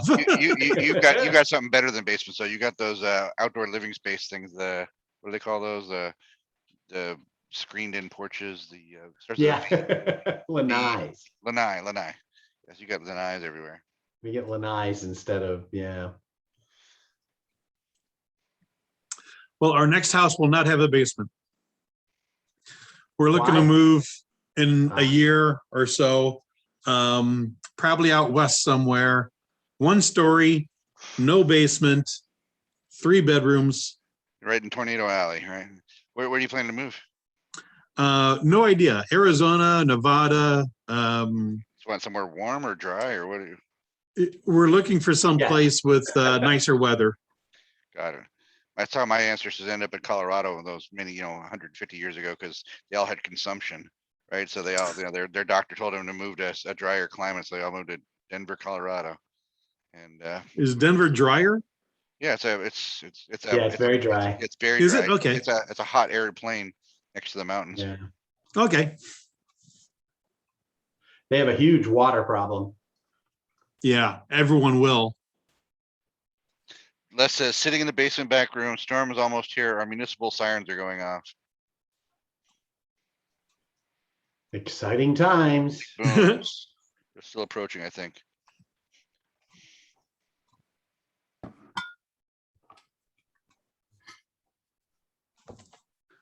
I'm just watching his camera, waiting for the lights to go out. So, I'm sorry, I stepped away. What's happening? Well, Les said he was sick and tired of putting up with you, so he's leaving and not coming back. He's on strike. No, he got the family. They're downstairs. Sorry to be the one to break it to you.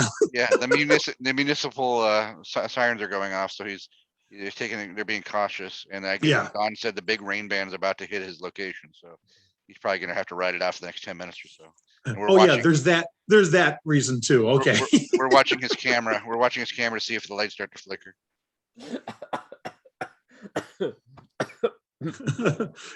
Alex, you're the next Josh. I'm getting rid of you. Don one by one, like he's like picking us off like a serial killer. You're late. I'll tell you what. Okay, so Josh also played with us on Friday nights, and everyone was so thrilled to see that Josh was leaving that one too, because he was the same way. It wasn't On just Friday the one night. time, huh? He was just aggro, right? I mean, I can see he'd write for right kind of. I played with people just like him when I was growing up a lot. Right. But I don't need that kind of aggro right now, you know? Yeah, and for like Pathfinder Society one-off shoots and everything, he's good because a lot of times nobody knows what to do. They know nobody takes charge. Right, and right. It's like he moves things along, and that's fine. Yeah. But yeah, it just got to be too much where no one could do anything. He just, here, I'll run the show and you just watch me. Yeah, I remember he suddenly had all the skills that our entire party had. Like, all right, you need medical, I got medical. You guys, you need a guy. I know 10 guys. Yeah, I can steer a ship, and I can shoot better than any of you. I can beat women with a spoon better than anyone. I would be the spoon user. You know, I'll never live that down, Eric. No matter what game we ever play together in the future. Oh, yeah, you will never live Remember that that. But time only where because it was brilliant. It was. it was the cold-blooded things he was saying during it too. Like, It That was was such a some mega shock coming shit. out of I Eric's know, it's like mouth. Eric. you're like, Nicely done. Now I'm scared of you, but cool. you know, she's still out there, right? That's a nemesis that's waiting to come Yep. back and harvest your skin. There's no level of forgiveness that this party can give her for between how the doc treated her and you treated her, right? She's Just gonna come at you with a spoon out of nowhere. yeah, he took out her narrow lace, her cybernetics, bopped her with a wooden spoon. oh, you know, I actually wrote her a song. Really? Does it talk about chopping her up into little pieces? And It's actually, it's a very sweet song. I'm not sure that I have it here, but I mean, I have it here, but I'm not gonna sing it for you. okay, Come on, I want recording to it. hear it. I want to hear it the next time we play, Yeah. I have even it if your ready. son has to sing it. But I had planned to have Coffin pose as a radio station in Spectre and break into a radio station. He was gonna kidnap and hog tie the DJ and put him in a closet, and then he was gonna take the microphone and sing the song, so that the whole space station, including Shamira, would hear it. So it was a type of torture. Wasn't that a plot of WKRP in Cincinnati? I love that show.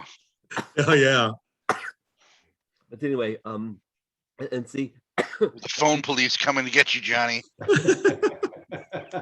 so and maybe that will happen. Who knows? But I have this lingering fear of Shamira. Yeah. So Yeah, when you close your eyes and open them one day, she'll be there. no kidding. Let's Okay. recap. So she's running basically guard duty on an easy op, basically getting a frozen popsicle human that they're gonna send off to bear country, right? Mhm. We show up, she pulled a weapon, tries to shoot us, a shotgun as I recall. I pop her in the gut, but I don't want her to die. And we pile her and everybody else onto the cart and roll her back to our ship, to which then the doc goes to work on her, slowly takes her apart, all her cybernetics and neural lasers and whatnot, which apparently he all has now. That's not creepy. And then you interrogate her with a ladle or a spoon or something, and have some, as I recall, some big soup trash as you were interrogating her. You know, And then she escapes. Then we allow her to escape right. Yeah. with another nemesis of ours, the Mr. Bear. Mhm. So I told Les, hey, your lights are still on so far. He says, we had some flickering, but power seems stable. Then he says, go ahead and DM the rest of the battle. I'm going to say we did. And we Yeah. We win. Yay. Yeah, we won after we threw the civilians out into the street. We pushed Whiskey Dan out, and it went all smooth sailing after that. I love this image, the map he has here. He must have got like a Western map from somewhere, because I had these big cow hides on the Yeah. next whatever I can see on the map. Well, that's the technology level we're dealing with here. Just saying that I want one of these. I'm gonna see if Les will let us bring one of these cow hides onto the gin and tonic. I want one for my room. You gonna go outside? No, I'm good. Let's go. Thanks for asking, though. I'll let you out. Thanks. Mm. I said, how's it going, Les? He goes, that screenshot is from 12 to 14 minutes ago. What screenshot? I thought it was live. They said, we cool. We just got another tornado alert. You can easily hear the wind outside, the rain hitting the windows in the other room. Wow.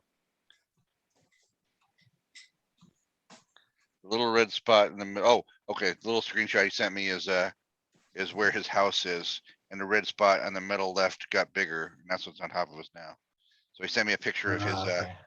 of his storm. You can't see it because of the background here, of his storm, and can you do it? Can you? There we go. We'll And trust you. yeah, okay. Of his We storm. trust you. And the red Let's- dot is on top of us. Les lives Passing in sounds by like a lot of thunder, but mostly south of us. They mostly come at night. Mostly. Les lives in southern Illinois. Yeah, Southern Illinois. Yeah, O'Fallon, Illinois. That's right. Okay. Which is, it's just across from St. Louis. Is that right? Yeah, Relatively close. Okay. Mhm. I know Okay. he worked for a St. Louis company. That's about how I- 15 miles away from St. Louis. 15 Most miles. people from Missouri think that the river is like 50 miles wide because you can't get them to drive from Missouri to Illinois. It's so far. I'm like, it's Yeah. like it's a block. Tops. You know? So when I first, I started working there in like 2007. The company that Les worked at. I think it was hired around the same time. We didn't really know each other that well then, but the person we both knew that we were working for really was passionate about St. Louis. So he wanted to take me down to St. Louis and see like there's some kids museum with like a school bus hanging out of it. He was really Oh, passionate the about it. Children's Museum. Right. It's awesome. It's not Yeah, really a it sounds museum, amazing. but it's Yeah, yeah. called Yeah, it looked really or cool. St. Louis City Museum is what it's called. Yeah. Right. And then he owns a bunch of houses in the Gaslight District that apparently he made most of his fortune on. He invested his .com money into, and Yep. it came up big. But then he took me over to East St. Louis for some reason because he wanted to show me how the other half doesn't live. And I don't Oh, know how East St. Louis is in 2021, but in 2007 was pretty fucking terrifying. Still is bad. It's bad. It's bad. I've been plenty of, I've been plenty I of could- places that of people who don't have any money, but I felt a little in danger at that point. It's like people from Chicago talk about Caprini Green. Yeah, that's just Okay. it. It's like going to Cabrini Green. Right. People from Cabrini Green are afraid of East St. Louis, is what they've Yeah. said. Like if you're just rolling down the street, we're in like I think like a silver BMW or whatever, and people just coming off the block to look in your car to see who's in there. Yeah. I could give you a whole long history of how East St. Louis became that way, but so Yeah, I'm sure. no. But yeah, St. Louis is a nice place and everything. I actually had a friend that lived in Missouri, and he and I were going to get together on a weekend. And I said, why don't you come over? We'll do something and everything. He literally said, no, you come to my house because it's closer for you. This is closer for you. It's like It's the you same start fucking distance. 2 places.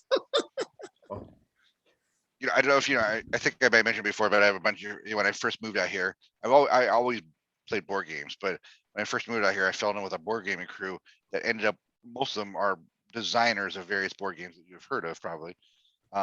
And so I invented a game that didn't go anywhere. I pitched a couple times to go anywhere, but I call it "You Can't Get There From Here," because that was a big thing in Denver. People like, hey, how do I get over to Wash Park? Like, oh no, you can't get there from Can't here. get there from here. Like, what? One I always of love our- that saying. One of our places, favorite places in Steve Schindler's campaign is the No Way In. No way. Yeah, I love it. I love that. He actually had a map, and they forgot to draw a door on the end, so there was no way to get into it. So it's the No Way Nice. In. No, sorry. I don't know what to tell you. Yeah. I think we get extra experience points, right? If after we said we finished the map for him, the campaign as part of the map. So you're talking about you can't get there from here in Denver. The Yep. common thing you hear in St. Louis, and I used to work at various restaurants and stuff. You hear people from out of town talking about St. Louis. The thing they were most amazed at is if you asked how to get somewhere, everything was 15 minutes away. Of course, And- no matter what and- actual time was. Well, no, and it's basically true. It takes about 15, 20 minutes to get anywhere you want to go and everything. And they just laughed because this couple was from Chicago, and they're like, it takes hours to get anywhere Anywhere, yeah. in Right. Chicago, Yeah, Yeah, oh yeah. Like, what do you want to do? You want to take the blue line down to Dearborn, and then you got to do this, and then you got to do that. Like, no, I'm good. I'm not coming. But no, St. Louis really is very easy to get around, actually. You have St. Louis has one of the most beautiful parks too. I think it was done by the same person who did Central Park. Forest Park, yep. Yeah, Olmsted, who did he did that, and he did the Chicago World's Fair, that spot. Well, the St. Louis World's Fair was at Forest Park. That's probably In why it was the same thing. 1904. 1904. Wasn't that the movie Meet Me in St. Louis? Meet Me in St. Louis takes place, quote unquote, during that. Yeah. I've seen that movie. 3 girls, right? They're like three, Daughters, yeah. 3 daughters. Yeah. Some of the buildings still stand from the World's Fair, and there's also a huge bird cage that is part of the St. Louis Zoo. Oh, was it like an aviary or something during the Yes. World's Fair? Awesome. Speaking of World's Fair, you guys ever read The Devil of the White City? I think it's a great Oh, book. awesome. Such a good book. Have you read that one, Don? I have not. So, It's talking about the World's it's Fair. It talks awesome, about- man. You need to read it. It's like the 1890 World's Fair, which takes place in Chicago. So it talks about, it's Eric Larson who did it, who has a bunch of great books, but talks about kind of how it won it from New York, how they set the land up, and how they, this is the home of architecture. They invented skyscrapers in Chicago. So Daniel Burnham, he's invented a lot of things you've heard of, but the most famous one still standing is probably the Flatiron Building in New York. That Okay, triangular yep. building. So he is in charge of setting up the buildings there. So they're talking about, and just everybody famous you ever heard of is coming around there. Tesla's going to be there. Edison's there. Wild Bill Hickok, or now, Buffalo Bill Cody or whatever. All those people are there. And that's all the historical stuff. And everything in the book takes place from historical quotes and, from actual historical records. Okay. But the second part of it, right across the street, there's a lot of transient people coming for this big event. So you're going to need a lot of workers. So a dude named H.H. Holmes sets up a hotel basically across the street from the thing and is renting it out to, some single unmarried women who need somewhere safe to stay. And he's a serial killer. And this is a true story. So he's basically bumping them off one by one, disarticulating their bodies in vast acid, and then rearticulating their skeleton and then selling it to medical schools around the world for a large profit. And he completely gets away with it too. He finally gets away. He's finally executed for murdering some children in Philadelphia and is executed, and his body's still there. But they don't know how many he killed, but they think upwards of 200 women in less than 2 years. So it's an interesting book because each chapter alternates. Like they'll talk about all this fun stuff about the fair, and then here he is. Oh, and these people died also. Yeah. Right. Yeah. He basically set up the rooms where it was a no way out kind of hotel room, or like a boarding house. That's what it was, a boarding house. Boarding house. But he had he had the rooms lined with gas, so he could basically gas them to death. And then had slides. It was like an abattoir. Yeah. Yeah. He's really sinister. But I mean, it's a gorgeous. And I didn't really care about architecture. Who's but building this building for him and not thinking, what the hell are we doing this for? Yeah. He did it himself. He did it himself. Yeah. Yeah, he was a sinister dude, and we don't know. I don't think we know where he came from exactly. Where he could have been. He could have been doing this for a while before he got to Chicago. This is where he basically shows up on the radar, as I recall. Right. But the rest of the book really gave me a love of architecture, especially Chicago architecture, just understanding how certain buildings are still standing there, how they were influenced, who influenced them, from that era. So I thought it's well worth your time. They keep meaning to put a movie, or they keep threatening to put a movie out. DiCaprio, I think, wants to play Holmes, but right. But I don't know if I heard that in 2015. Here it is 2021. So who knows where that movie is? I'm actually reading or listening to his current book. Eric Larson. He's done a bunch of books, usually historical content, where he just takes historical quotations and puts them in narrative form. So he has one about the inner circle of Hitler's group, and a few other really not pleasant stories. But he has one right now for Halloween. It's a ghost story called what's it called, real quick? And it's an Audible book only because he thinks ghost stories are better sounding. It's his first fictional book. Everything else is historically accurate. No One Goes Alone, basically taking place like 1910 on a little island off of Cornwall, where people keep disappearing, and some paranormal investigators, 1910 style, are over there, and things aren't going well for them. But it's they're still kind of a post-Victorian era. So one woman takes her shoes off and shows 3 inches of ankle, and they're like, "Whoa, I had the vapors." Hubba hubba. Yeah, they're like, I had impure thoughts for hours. All right, let's see. We got any updates from Les? Anybody here from him? Let's see. Nope. Concrete basement with a good block facing west. Unless the tornado comes right on top of us, we're probably fine. That's a ringing endorsement. Basically, unless it hits us, we're probably fine. Yeah. It's the Titanic. We're unsinkable. Oh yeah, good. Yeah, except for this one thing. All right.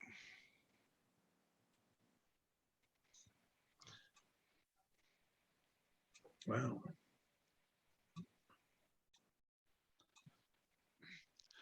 I tell him he'll enjoy this recording later when he decides to play it back. Well, he's that's not right. here. We're still recording. Yeah, you can't even stop it. What time is it? It's we got an hour. We're fine.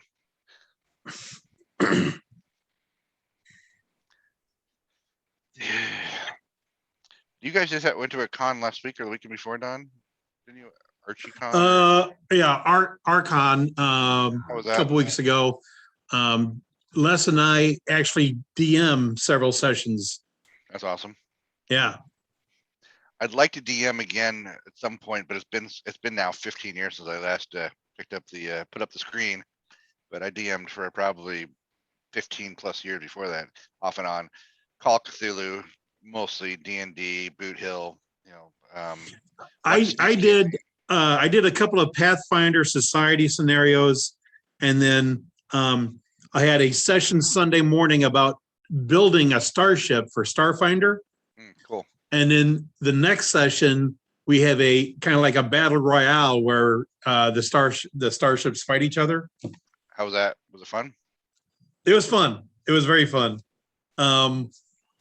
I run it, so I don't play a ship. And there was one guy who's like, I don't really know what to do. I don't, but I want to play. I want to kind of learn and everything. So I gave him this starship that I designed, and I really wanted to see how well it would do. And it was kicking ass. It's got one weapon on a turret that does more damage than any other weapon. It's long range, and then I just gave him a really fast ship. And I just said, just stay away from everyone, fly around and pick them off slowly. And he was doing awesome. They finally, the last 3 rounds, they decided the only way to get rid of this guy is if we all just unite against him. So That says he'll be back. So they pitted themselves. Like, he was so good, they had a team up to take him out. they had to team up to take him out. Yeah. So like during a normal game, when you do have ship to ship combat, it's only you and one other ship normally. Right. So I haven't played Starfinder in a while, but when I get back to it, that's the ship I'm going to use. Nice. I'd like to run it. There was I can't remember the name of the system now, but it had magic, and that thing was by order of magnitudes. Like most wizards, like player character wizards start with like magnitude 0 or 1, and you could have like level 5. Level 5 was like Emperor Palpatine level, Okay. magic, and everybody else is like, 0. Luke in the first 3 movies level, Yeah. So,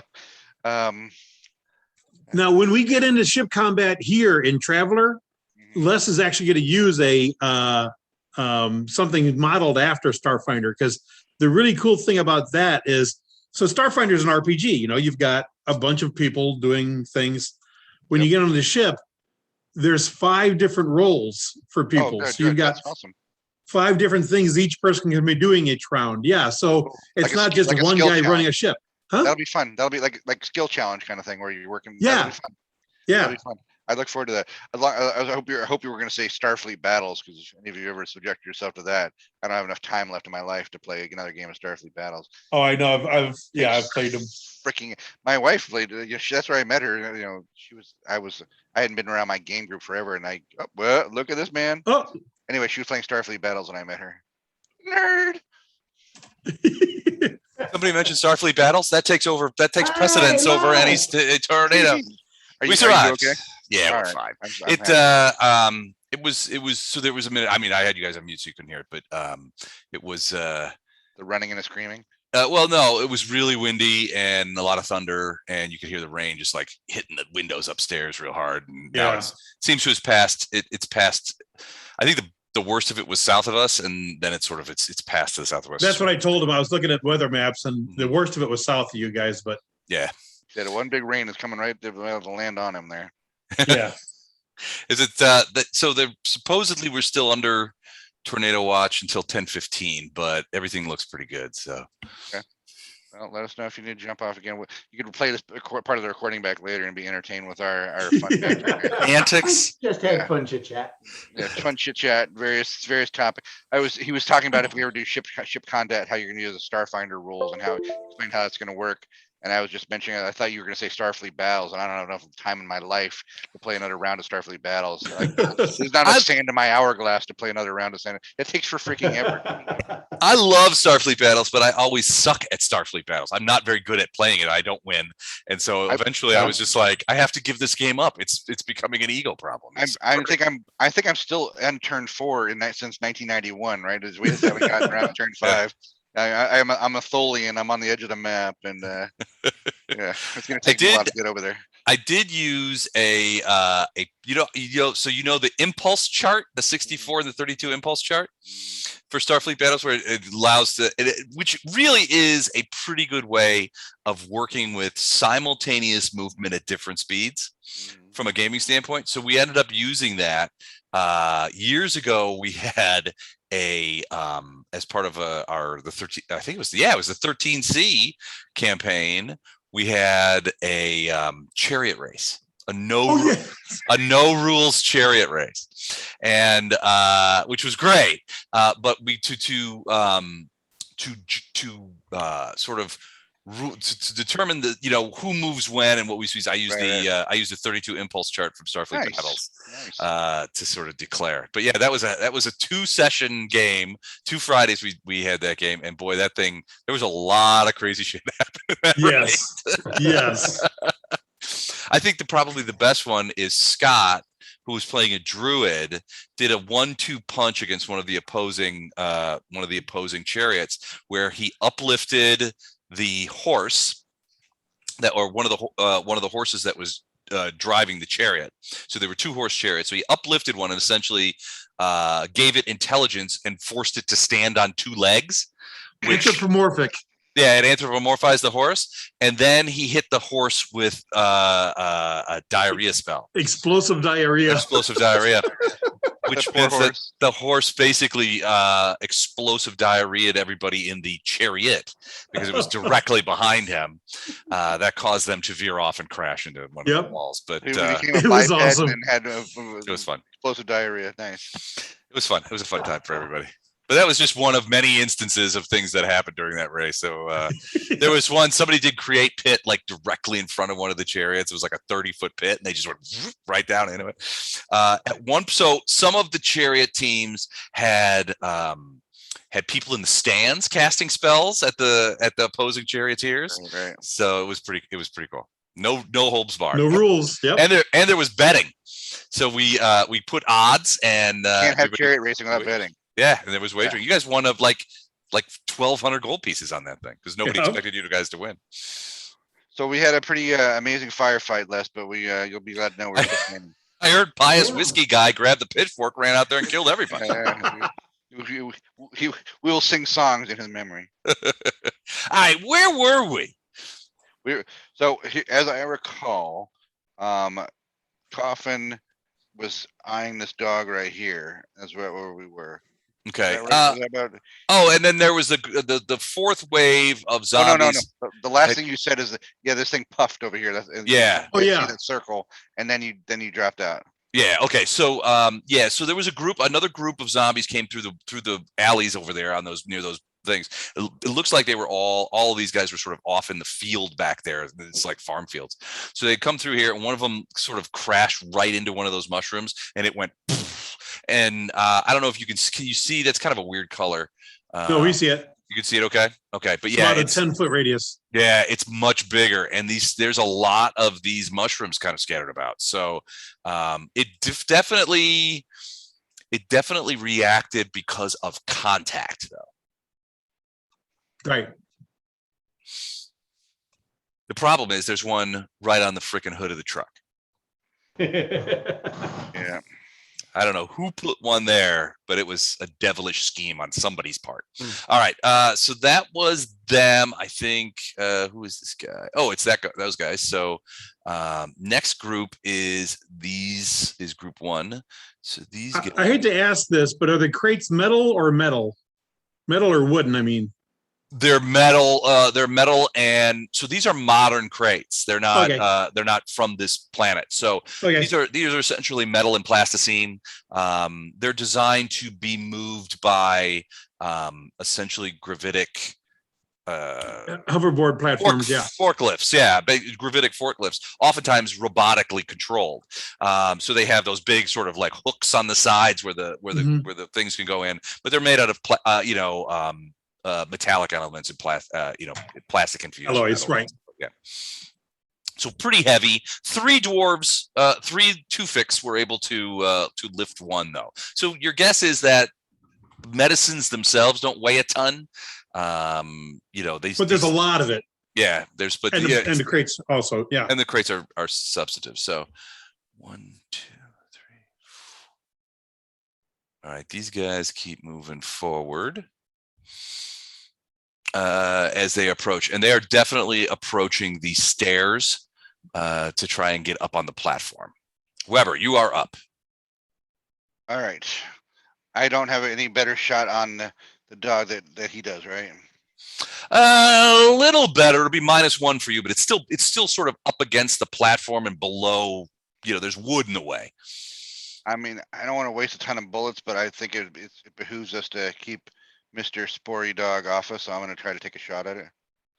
All right, and then the captain can work on other things in the street while we kind of planned out maybe how we're gonna adios out of here once the party gets started with everybody else rolling down the street. All right, here we go. First, I see it's -1. Here we go. Here's my roll. Okay. 8. -1 though. No. Well, I took a -1 already. It was a 9. Oh, okay. So, because you normally have a +2.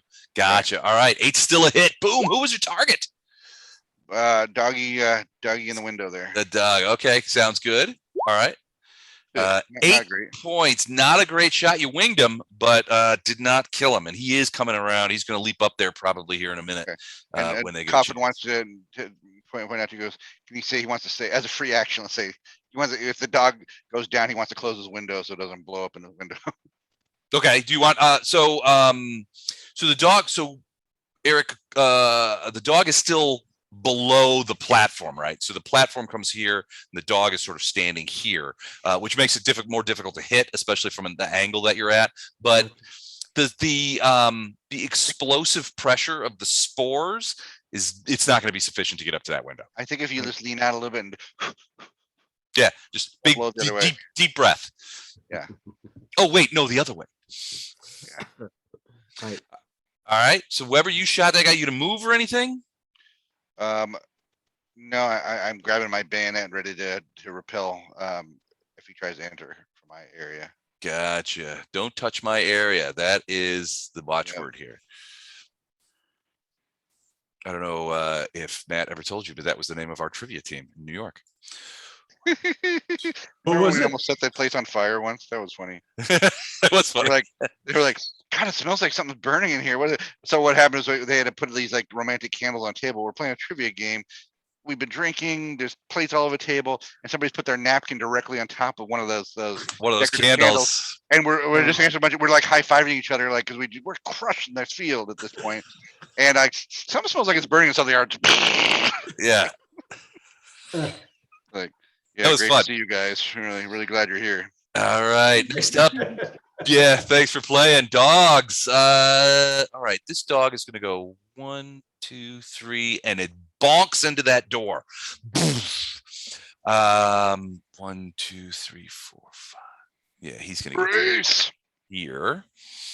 As he's heading up the door. But you could definitely hear and sort of this guy sort of steps over here and pushes against the bench that you guys have over there. But you definitely something went boom into the door.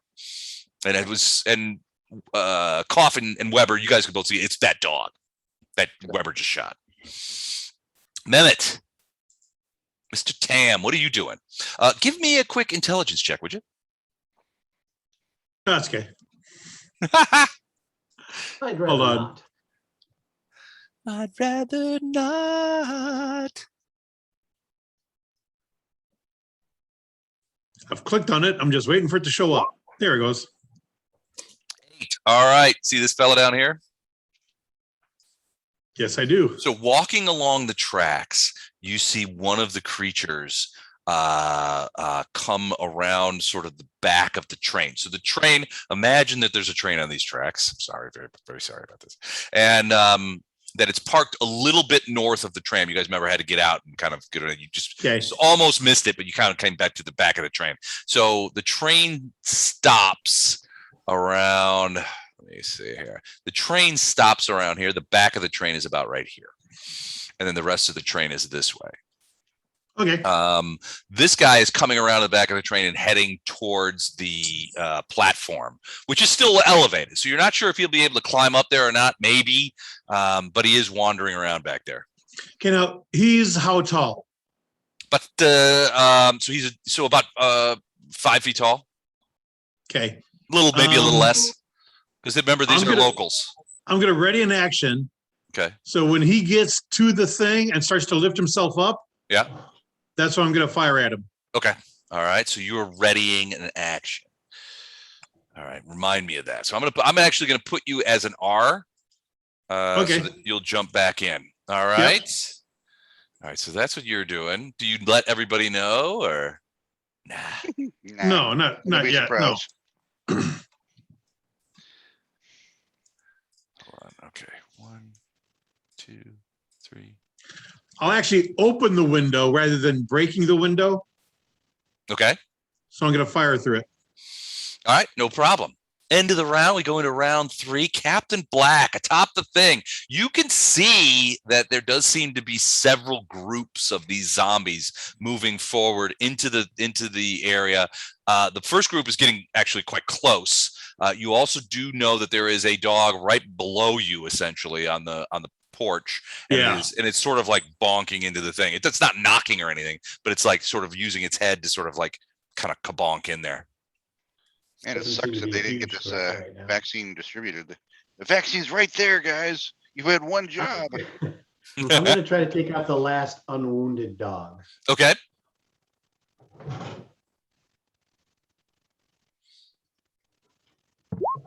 $11's a hit. Ooh, 17 points of damage. Laser takes it down. You didn't shoot the dog right there? Nah, he's leaving that dog because alone. He's just banging against the wall and he's already wounded. So Okay. Well, you get the impression that that dog with the train guy pushing against the thing and the doors closed, you get the impression that that dog is probably not going to be able to force his way in. But there's a whole group of But yeah. people, coming, and those guys, if they can compress it up there. We got a plan, Les, but the plan does not include having dogs that could run us down. Gotcha. Okay. Coffin Doyle. So wait, before I do that, Captain Black, you going to jump off the roof, get down there, and really, sort of slug it out with these guys? no, thanks. Oh, I'm fine. Love that you okay. like to offer every so often. Yeah. I just want to make sure that you guys have all the options available to you. As a DM, I think that's important to me. Player agency is important. What's and, more important, You're your like, safety you're like or a your honor? contractor. Yeah. All right, Eric, what's Coffin do? So Coffin, you see this? I mean, you got a clear shot at this dog. He's kind of a few feet away. You also see the other guys coming down the street. All right, geez. All right. Does the dog look like it's gonna break down the door? Give me an intelligence check. You don't actually, you know what? Forego it. Your intelligence is high enough. Probably not. You can see certainly inside that one of the guys from the train is up against that thing and he's pushing the thing, holding, and he seems to be holding it. Remember the locals on Tewfick, because of the high gravity, are very strong. He's got that thing, and the dog is just sort of like bonking into it. You don't think the dog can get enough leverage to push that open. All right. I'm gonna shoot that guy here. Okay. And here we go. 7. 7's a miss. That's a terrible. Bullet flies into this house over here, and you hear a short scream. Ah! With survivors. Not sure what's going on in there. So much for those survivors. Coffin, I'll give you the same opportunity. You want to go ahead and climb out that window, get out there, and really mix it up with these guys? Negatory. Maybe borrow that pitchfork? No, thank you. Get in there? Okay. All right. Just want to make All sure. set. All right. These guys are moving forward. Hold on. Today? Uh-oh. Eric's got the cordy. I heard it cough. I know. Yes. All right. Again, you see one of the zombies in the fourth wave bonk into the mushroom, and again, it throws a group of spores, a much bigger group of spores, because it's a bigger thing, and it throws that out. Coffin, give me a quick intel check. Weber 2. 14's really good.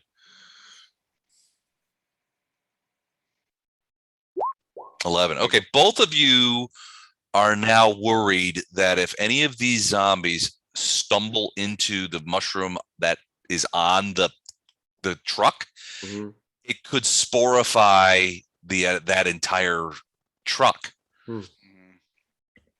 Okay, what insidious DM would put a spore on a truck next to the I know. Yeah, I don't know.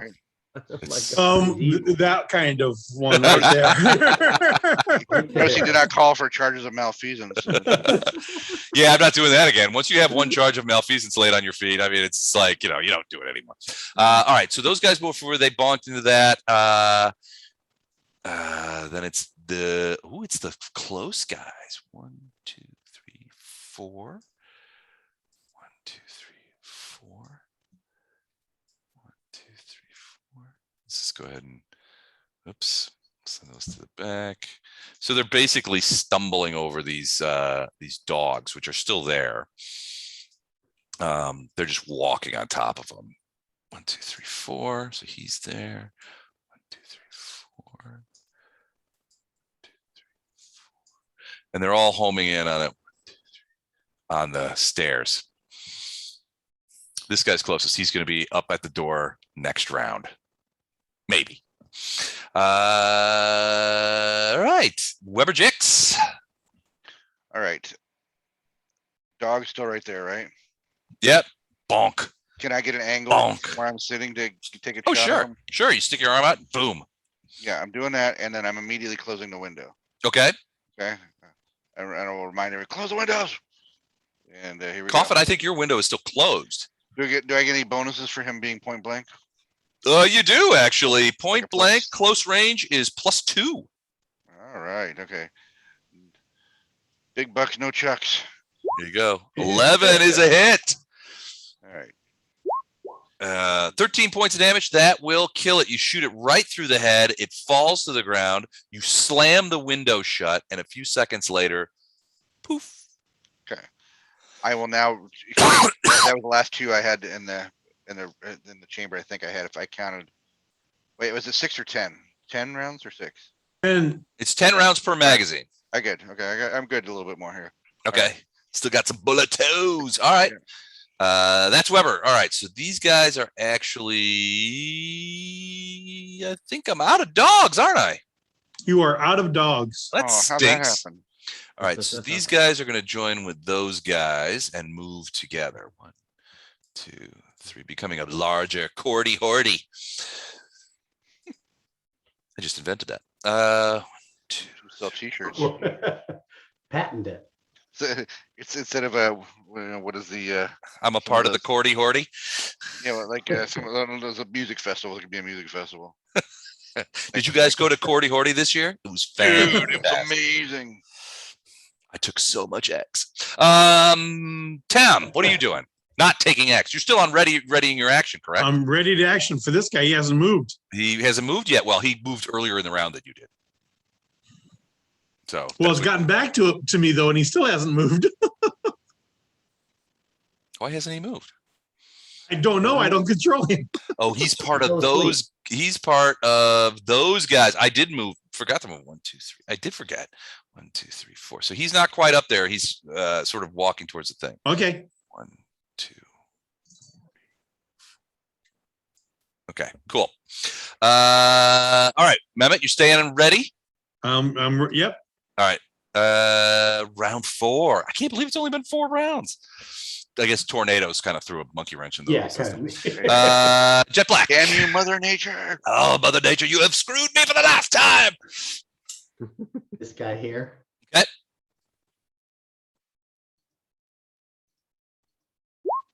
That's a hit. This may do him. Laser through the dome did not finish him, however. Happy roll. That was Look a at that. 9. You got him. You were aiming for his dome, but he zigged when you should have zagged, and you got him in the shoulder. Laser went all the way through him, so his arm's like hanging down. He doesn't care. The problem is he doesn't have a dome. If you look at it, it's split open. Yeah, I mean, it should have been. I mean, he should have been able to shoot right down through his his spinal column, but nope. All right, that's Captain Black. Coffin Doyle. This guy is right here. You can see him pretty easily. Well, I mean, you can see his head. He's still got a lot of cover. Remember that these guys are quite a bit shorter than you guys are. I'm going to throw open the window and, if I have time, take a shot at that guy. Okay, go ahead. You absolutely have time. 11 is a hit. Sweet. And 13? 13 points of damage. That he falls down, and you don't see it happen, but you sort of, because you slam. Well, one, you probably slam the window shut right away. Yeah. But he does kabloomp for those of you who can see that sort of thing. But he falls. Basically, you shoot him in the head, and he falls out of sight. Right.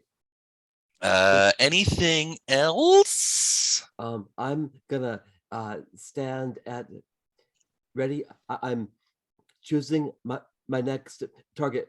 All right, sounds good. These guys, let's go ahead and move them, and they keep running into mushrooms. It's maybe there's something damaged with that one. 1, 2, 3. Maybe Captain can pick off any others that are coming near the mushroom. 5. Super laser. Well, he did it again. This one over here blammed into that mushroom, set it off. They're polluting the whole street. These guys, I don't know what's wrong with them, but they're heading right for the truck. Get him, Black. Get him. Also, 1, 2, 3, 4, and this guy will go to here and begin clambering up. Tam, Fire. fire! All right, shoot.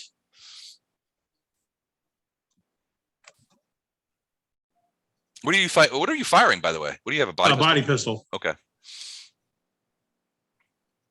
The I suspense. got terrible lag. The sense of suspense is killing me. It's killing me.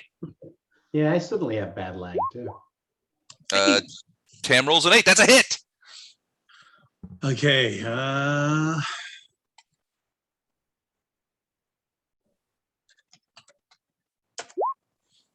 8 damage, not a ton. Took him in the jaw this time as he's climbing up. So it ripped off most of his jaw, bottom part of his face, a little bit of his throat. Yeah, I didn't roll well either. There's so. some gobbets of shit coming down here, and the jaw is sort of like hanging down, dangling around. But it doesn't seem to have slowed him down. He's still sort of crambling up. Give me a quick intelligence check as well.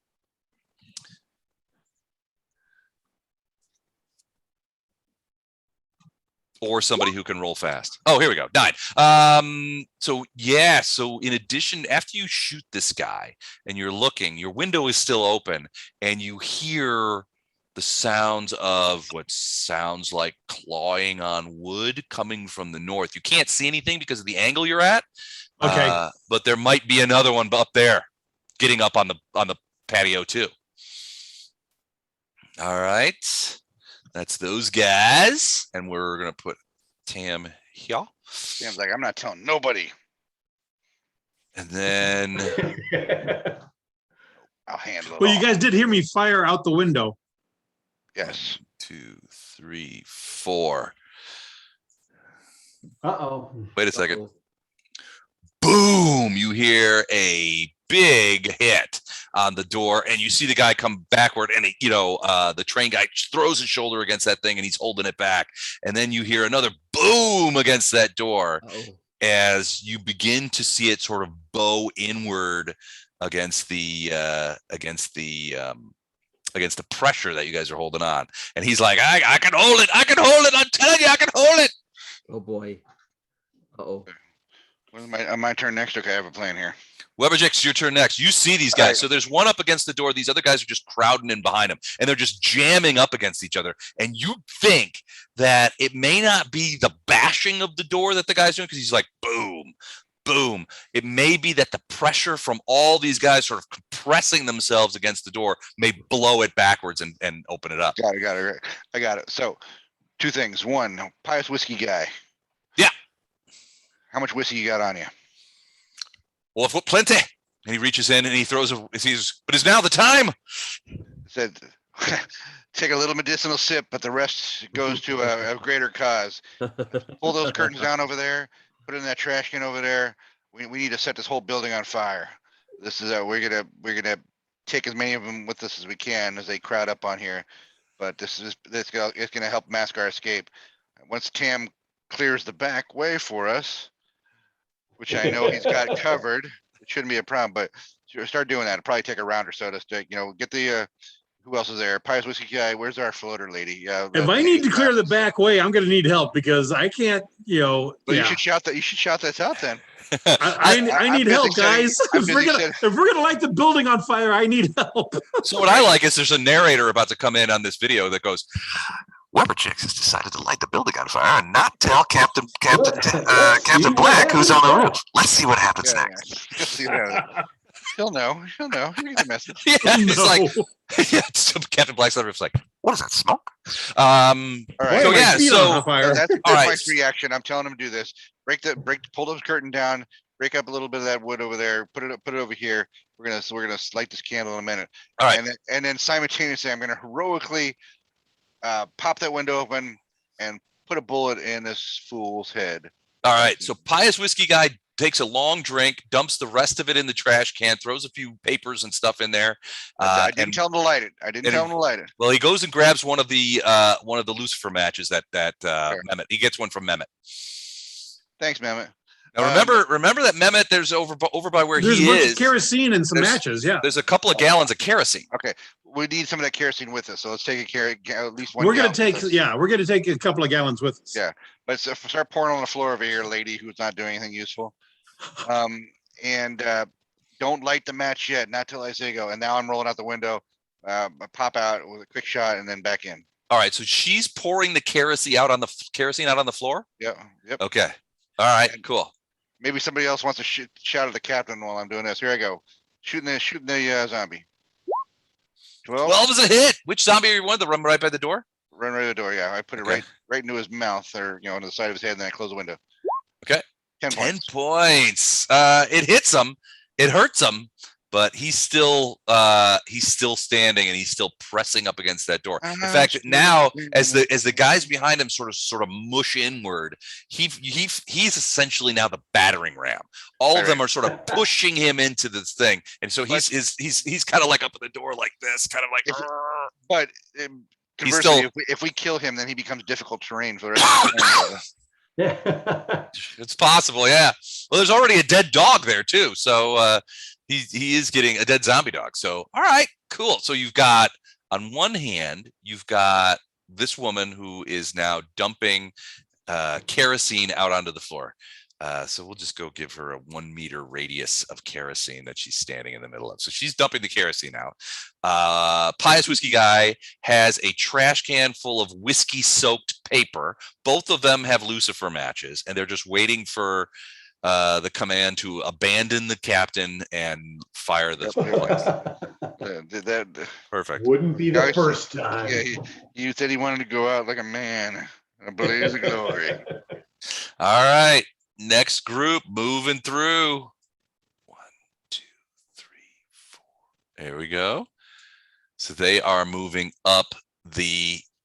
You moved the dead body, I think, by accident, but that's funny. Did I? This guy? No, No, no big deal. he's still there. He's not part of them. They're just walking past him. All right. Round 5. This is the round where we're probably going to see the end of Captain Black and Weber Jix take over as captain. He always wanted that. Captain Black. Captain Black, give me an intelligence check. Did he hear me fire out the backward? Oh, yeah. Back way? Smell a hint of kerosene? Okay. What do you do? Nothing. I'm gonna shoot. I'm gonna keep shooting. Okay. This guy here should be wounded, right? He definitely is wounded. Yeah. Oh, so the health bar looks full to me, but Why is he I not wanted to make sure I wounded? picked the right guy. Yeah, he has. Yeah, no. I don't know why his health bar looks like that. He is definitely wounded. When I just shot. Just wanted Eight's to a- make sure I picked the right guy. 8's a hit. 14 points is enough. Boom. He goes down. But again, he's kept upright by his fellows who are sort of compressing him against the door. Inside, you can feel the door kind of like. Now Is there's it sort only of like 4 of them pushing instead of 5. right? Well, He's dead, but he's still upright as they push him 5 forward. instead of He's 6. just dead Okay. there, and then you can see the. We have these. Weber and Coffin, give me a quick Intelligence check, both of you. All right. Coffin with check out the big brain on Coffin Doyle. All right, Hey, Weber, you're busy. You're looking at these guys going, what are we going to do? And you're busy ordering people to like dump more of that kerosene on there. Light that up. But Coffin, you Stop pouring see it on Tam. when so these doors are not what you would call, airtight. So you see it when another laser flash flares in the eye, and you look over. A few seconds later, you see a few granules of spore kind of poof in underneath the door. Shit. So there's a little bit inside between the door and the thing. Now, this guy who's holding that thing, the other guy that was on the train, he doesn't see them. He doesn't see that. Only you saw that. All right. Shit. Now it's just sitting there on the ground, and it's not right now. It's between the door and the bench, so there's really no danger at this point of anybody getting it on them yet. But if more guys get bounced there, your worry is that more stuff will come in. All right. I call out. Hey, Tom. What? Sorry. Hey, Tom. Hey. All right, so you call out, Eric. What does Coffin say? I say, watch your ground incoming spores. Heads down. And so you're telling the train guy, this guy right here? that guy. He's telling everyone. Yeah. I say, check your clock for spores. Check your clock. Ooh. All right. So that guy hears you. Mm-hmm. Spores, and he looks down and he sees the small cluster of spores down in between the thing over the other side of the thing. Mm-hmm. And since he rolled a very low number, he backs away from the bench. Oh, he boy. steps back. Right. Okay. When's it my turn to shoot? Now it is. You can shoot now. All right, great. Okay. My window was closed. He's got the cordy. He's got the cordy. Sorry, Eric. Eric, look away. Look away, Lenny. Look at the flowers, Eric. Hey, Tom. All right. I'm going to raise my window just enough to get the gun through. Okay. And if I can, I'm going to shoot at that guy. Okay. All right, here we go. Oops, I moved to my accident. There we go. Okay. Bam! That's a hit. Great. And 9. 9 points. You put a hole in him, and a little bit of powder comes out, but he's still standing, and he's still pressing that guy up against the now unblocked door. Oh boy. You can see as they press. Well, when we get to him, you'll see what happens. Next up, the klutzy zombies moving forward. Damn, this is your chance to clear the way for us right now. 2, 3. By the way, guys, I know you mentioned about the guys by the truck. I got a handgun. It's not a rifle. I can't. That's way out of my range. Right. At the moment, I think we have bigger fish to fry. That was nice when we have time to snipe things. We're about to be overrun, and we're not going to fry it. We're going to barbecue it, according to you, Matt. We're just going to. I think in this campaign so far, I have not met a wooden building I haven't been willing to bring to the ground. All right.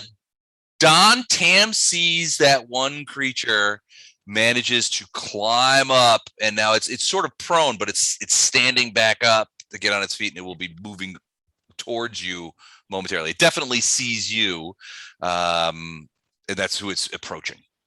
It's your turn. Kill it. I can't do enough damage. How are you not doing enough damage? You have the same gun we have.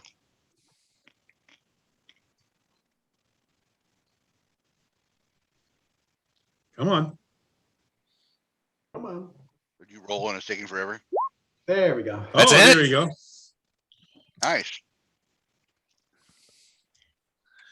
Body pistol shot. I hope everybody's keeping track of their bullets because you're almost out. This is my second one. Gonna devolve to hand. All right, 9 points. A good shot, and you hit him amidships, but not dead. Wow. Your rolls haven't been that good, though.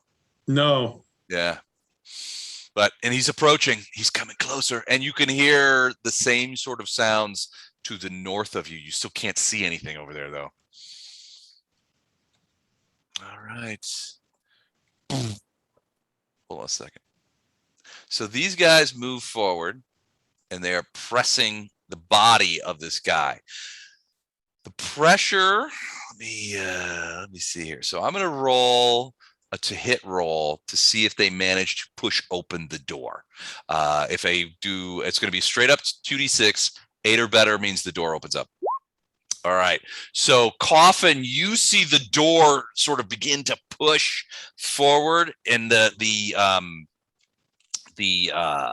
bench that was pushed up against it is scooting back, and you can hear it as it going across the floor. They haven't got the door open yet, but there's a space opening up as the doors are being pushed in. This guy, let's just roll a quick morale check for him. Yeah, he is running.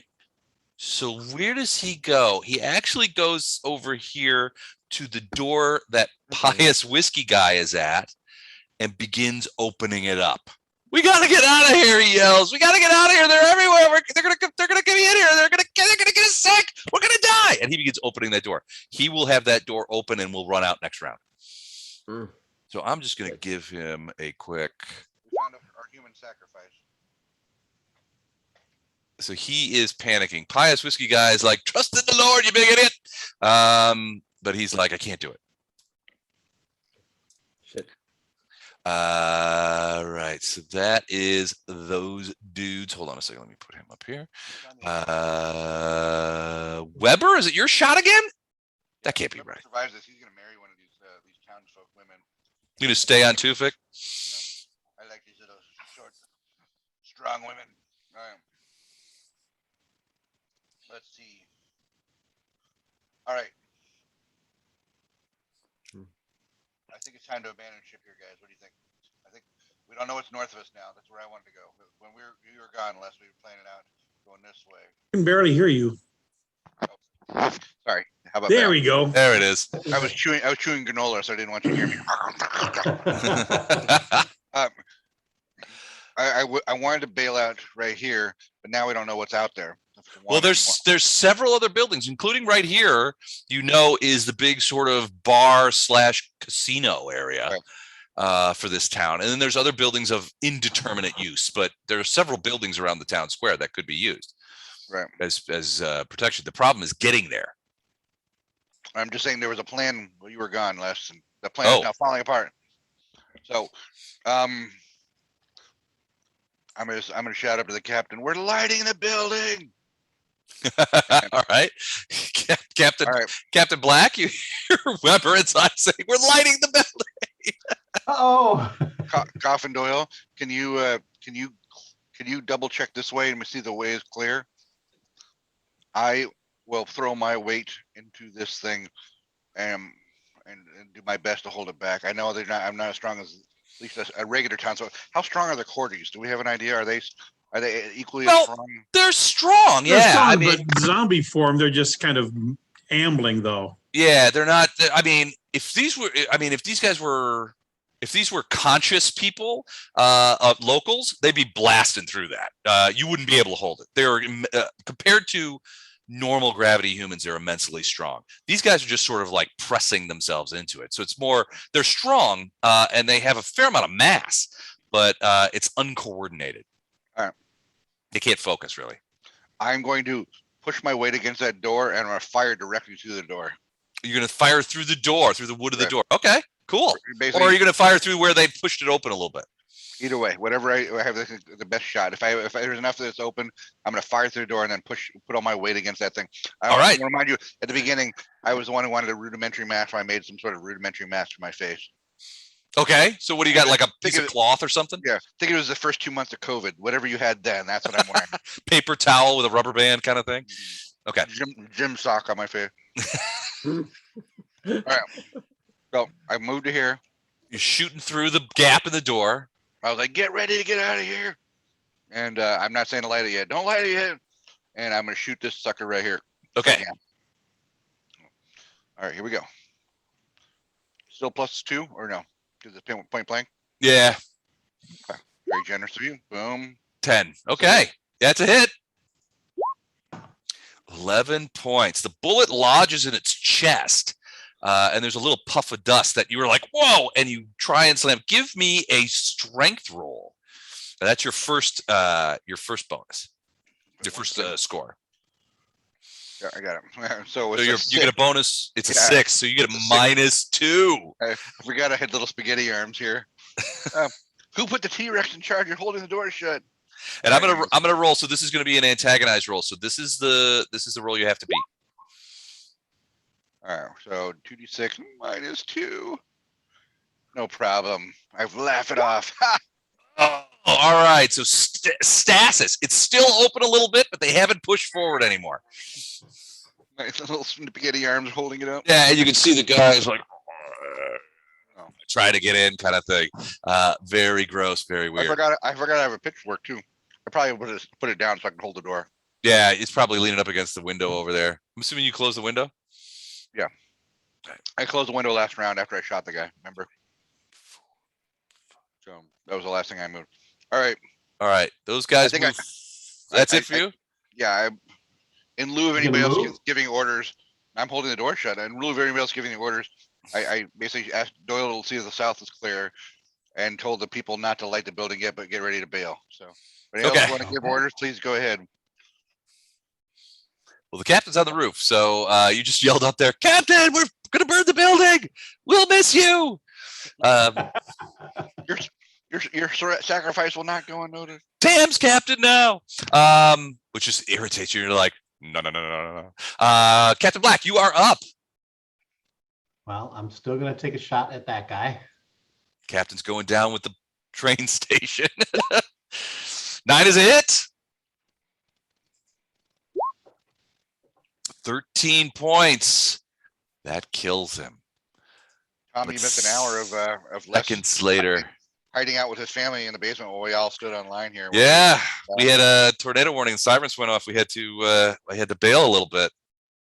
I had to wake Marla up and do all the things that are super fun in a in a tornado warning thing.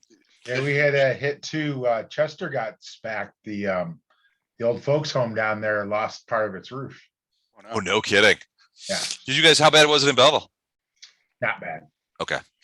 Marla called her mom to make sure that she was in the basement because her mom, you know how 80-year-old people are. Oh, tornado! Let's go out and take a look. Get my phone, get my iPad and take a picture of it. Yeah, exactly. The kids will love this. All right, so So she grabs the baby albums and all the photos of your wedding photos, and you're grabbing the first edition D&D, right? grab the player's handbook. All right, so Weber, Oh, Yes, sir. hold on, I move, Les. you're moving. So after I shoot, I move to the other side to Of get the ready roof. to jump down, but I'll look first. Probably Okay, something. so you see a couple of things. First, you see this guy moving towards the window that your guess is, where the shots have come from. You also Yeah. see another dude over here walking slowly towards. Can you barely see him? Take him Yeah, out. See the edge? Good thing we have Okay. the cam so pretty because Take him out. can't shoot for shit. If you Well, go to I've the already shot this turn, so I move and that's it. I now know I have new targets. Yeah, if I moved you over to closer to the edge, so Yeah. you get a better look at it. Yeah, but there's another one coming. He climbed up over there. All right. Weber, you look down and there's a lot more powder underneath that thing. Because when the captain shot that guy that was compressing, so the other ones are still pressing these guys in, but it poofed out and more came in. So there's a little, it's 6 inches from your feet. So you don't think it's touched you, but you're really glad that you have that sock on. smells like Tam's feet. That's because it was Tam's sock, wasn't it? Yeah. Coffin Yeah. Doyle. You see the powder too. There's more of it coming through now that the door's a little bit partially open too. Now you also see Weber's trying to push back, but Weber's nobody's idea of a bodybuilder. And the bodies are starting to stack up against that door. So not only is it getting compressed, but the weight of the guys is starting to push forward as well, sort of for gravity. Remember, double gravity here. We gotta get out. Floor is soaked in kerosene. We're ready to go. Yeah, the floor is now. So I'm I was assuming that saying- I was saying look this dumped way. all of it. Well, I think you said there was a couple gallons of kerosene. We said dump one, take one with us. I'm sure there's plenty of things for us to burn down. All right, she dumped about half of it out onto the floor. So there's a fairly big puddle of kerosene over in the north end of the building. And she's got the keg in her hand, the rest of the keg in her hand, and she's got one of those lucifer matches, sort of. She's got the head sort of against her thumb. She's like, "I'm ready to go." All right. Flashing Tam with it. Hey! Can I shoot once and then dash? Sure. All right. Weber, I'm about to shoot and then let's scram. I'm all for that. I'm all for that. That's why I wanted to see if the way is clear south because we might have to go that way. I think I'm gonna head south. So Isn't Isaac guarding that door? Do you want him to peek through? Yeah, I forgot Isaac there. Yeah, Isaac. all right. It's the way clear south. He peeks through. Yeah, it looks clear. I don't see any of them. All right. I'm gonna shoot that guy here. Then Okay. dash. Here we go.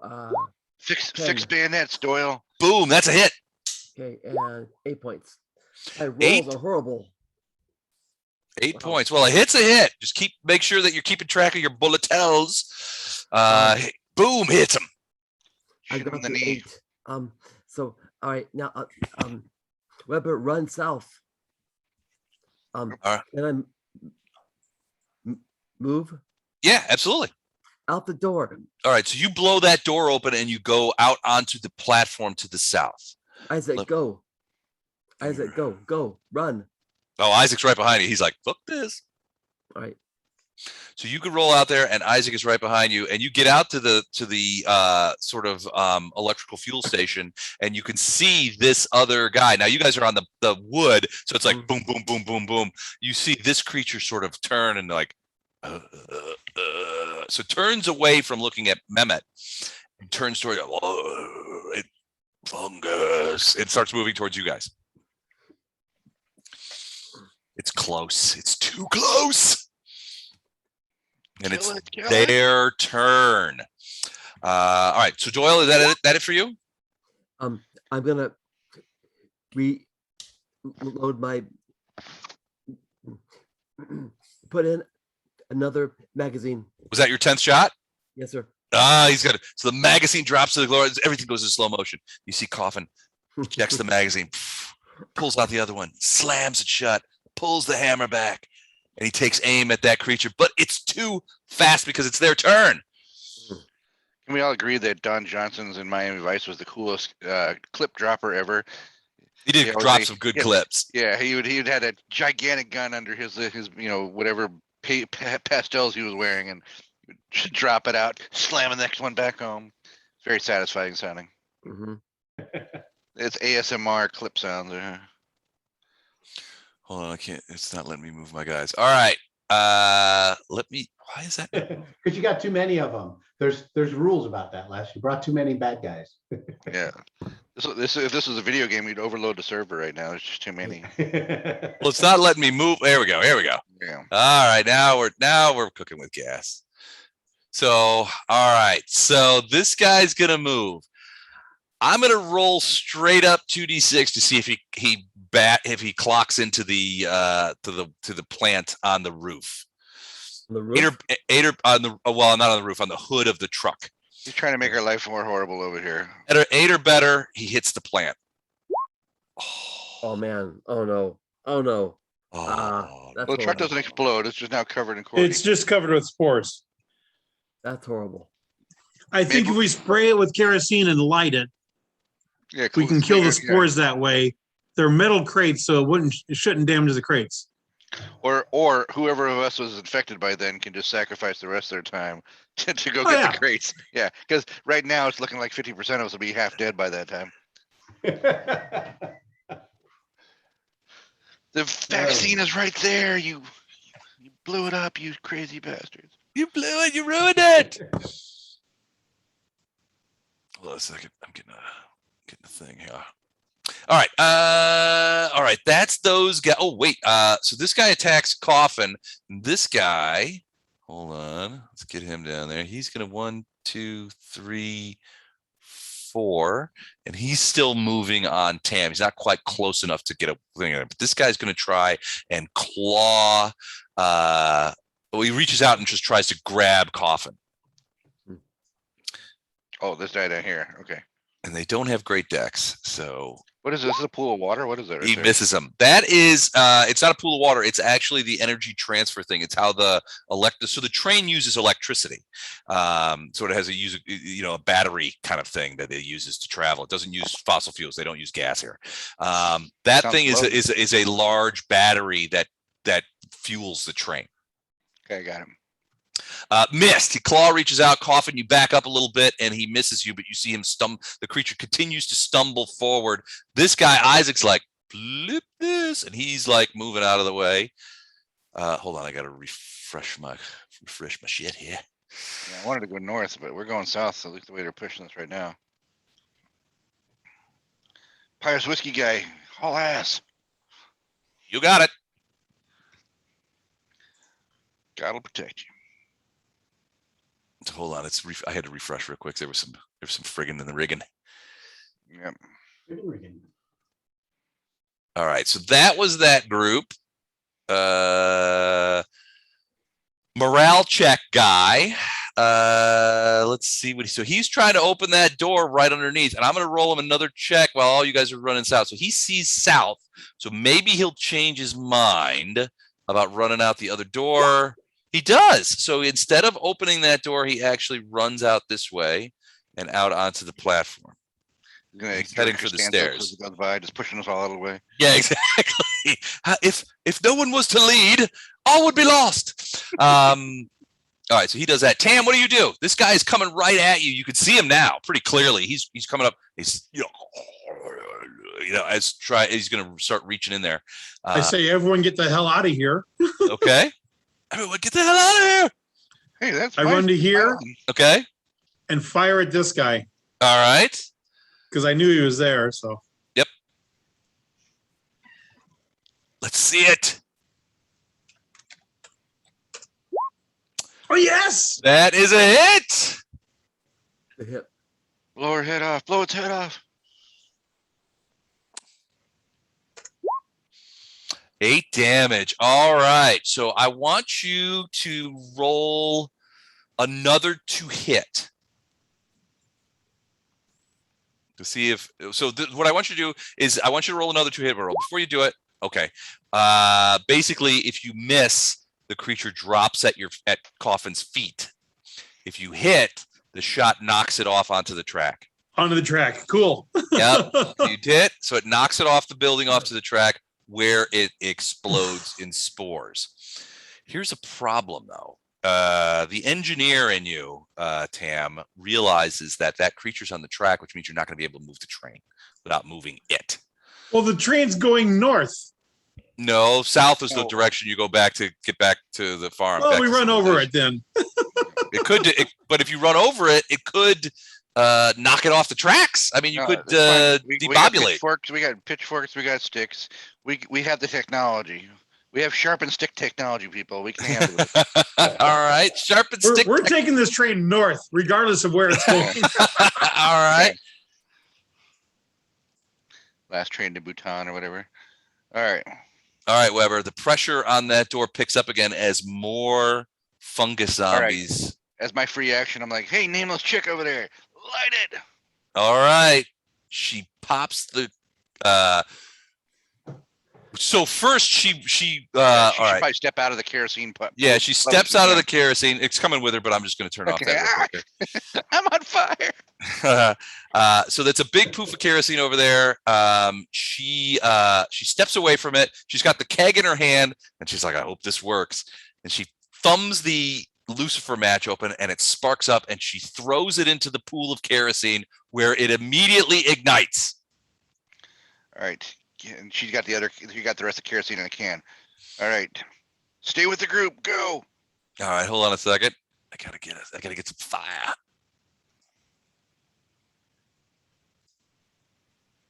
All right. That kerosene is basically We need a bigger burning. ship just so we have some crew members that we can order around like this instead of the usual whoop whoop whoop whoop in space. All right, so she lights it up and she All right, heads that is south. Where is she? There she is. She goes out the door, and she's sort of by Tam at that point. Weber, it's your turn. All right. You got that door, but you're feeling the pressure. You don't think you can hold it. When There's too is many out Pius there. Whiskey? I thought Pius Whiskey. I already told him to bail. Why is he still there? He's bailing. Okay. He's still got, but he's still. What about the? So you tell him the bailing. He's like, what about the whiskey-soaked trash can? Light it. All right. He flicks off a thing and he lights the can, which is in the corner. Okay. This corner. Which corner? The corner under the window The where fire he was went standing. away. Whoops, The fire hold on. went out. Where We're doomed. We're all doomed. there we go. I meant to copy it and I accidentally deleted it. Hold on a second. Okay. You don't know Weber Jick's backstory. Apparently, he was like some sort of pyromaniac as a child. Yeah. Just bring it. I was in the war. All right. I was in a war as a clerk. This character. So, all right. All right. He runs out and lights it there. How far? How many steps can I go? You can go 6 steps. 2, 6 squares. 3, 4. I'm pushing everybody out of my 5, 6. I'm trying to get to right here. Okay. So I can. So there's a set of stairs right there. You see those? Yeah, that's the opposite I want to do. I'm going to do this instead. I'm going to jump down onto the tracks right here. Okay. I'm going to make sure I can do that. 1, 2, 3, 4, 5. That's a little close to the. Yeah. Can I stand on the battery? No, No. the battery's tall. Okay. Well, that's what I want. I want to take cover. I don't want anybody else in the street to see us. You have to climb up on the battery. You would have to climb up on it. It's a cylinder. All right. If this cordy is down. This one's Oh way yeah, over he's there. dead. I haven't marked him dead. He's dead. All right. And there is a poof of stuff around him. Okay. Now, Right. you're right. You're sharing a square with Coffin right now, so you can't stay there.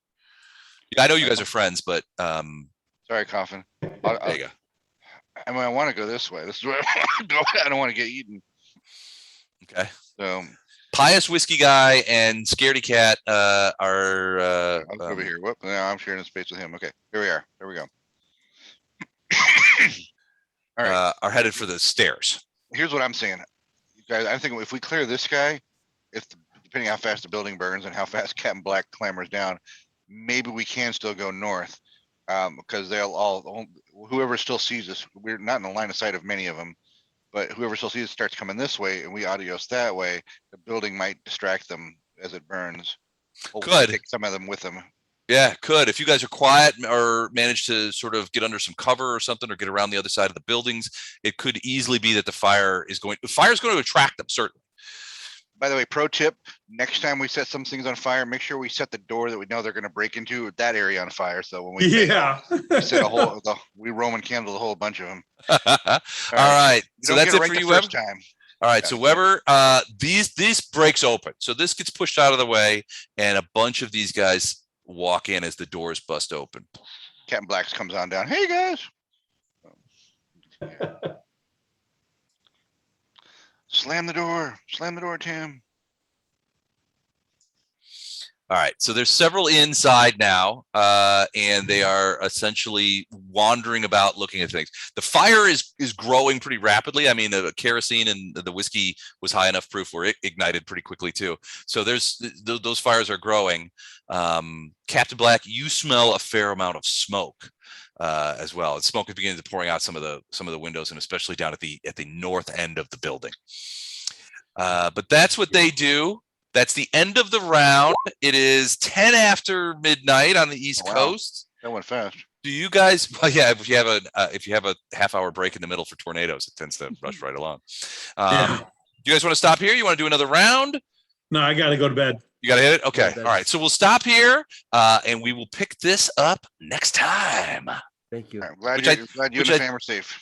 Yeah, we're fine. Everything's fine. We I believe it's the next time we're going to play Traveler is Thanksgiving weekend. So everybody prepare to go long. So Okay. we're gonna roll right into Cyber Monday from FM Traveler. That's right. For all you searchies out there, you're probably screwed. So All right. Yeah. Right. but that's something that all right, good night, guys. Thanks again. This was I don't awesome. miss that. I'm gonna stop the recording. Yep. Good night.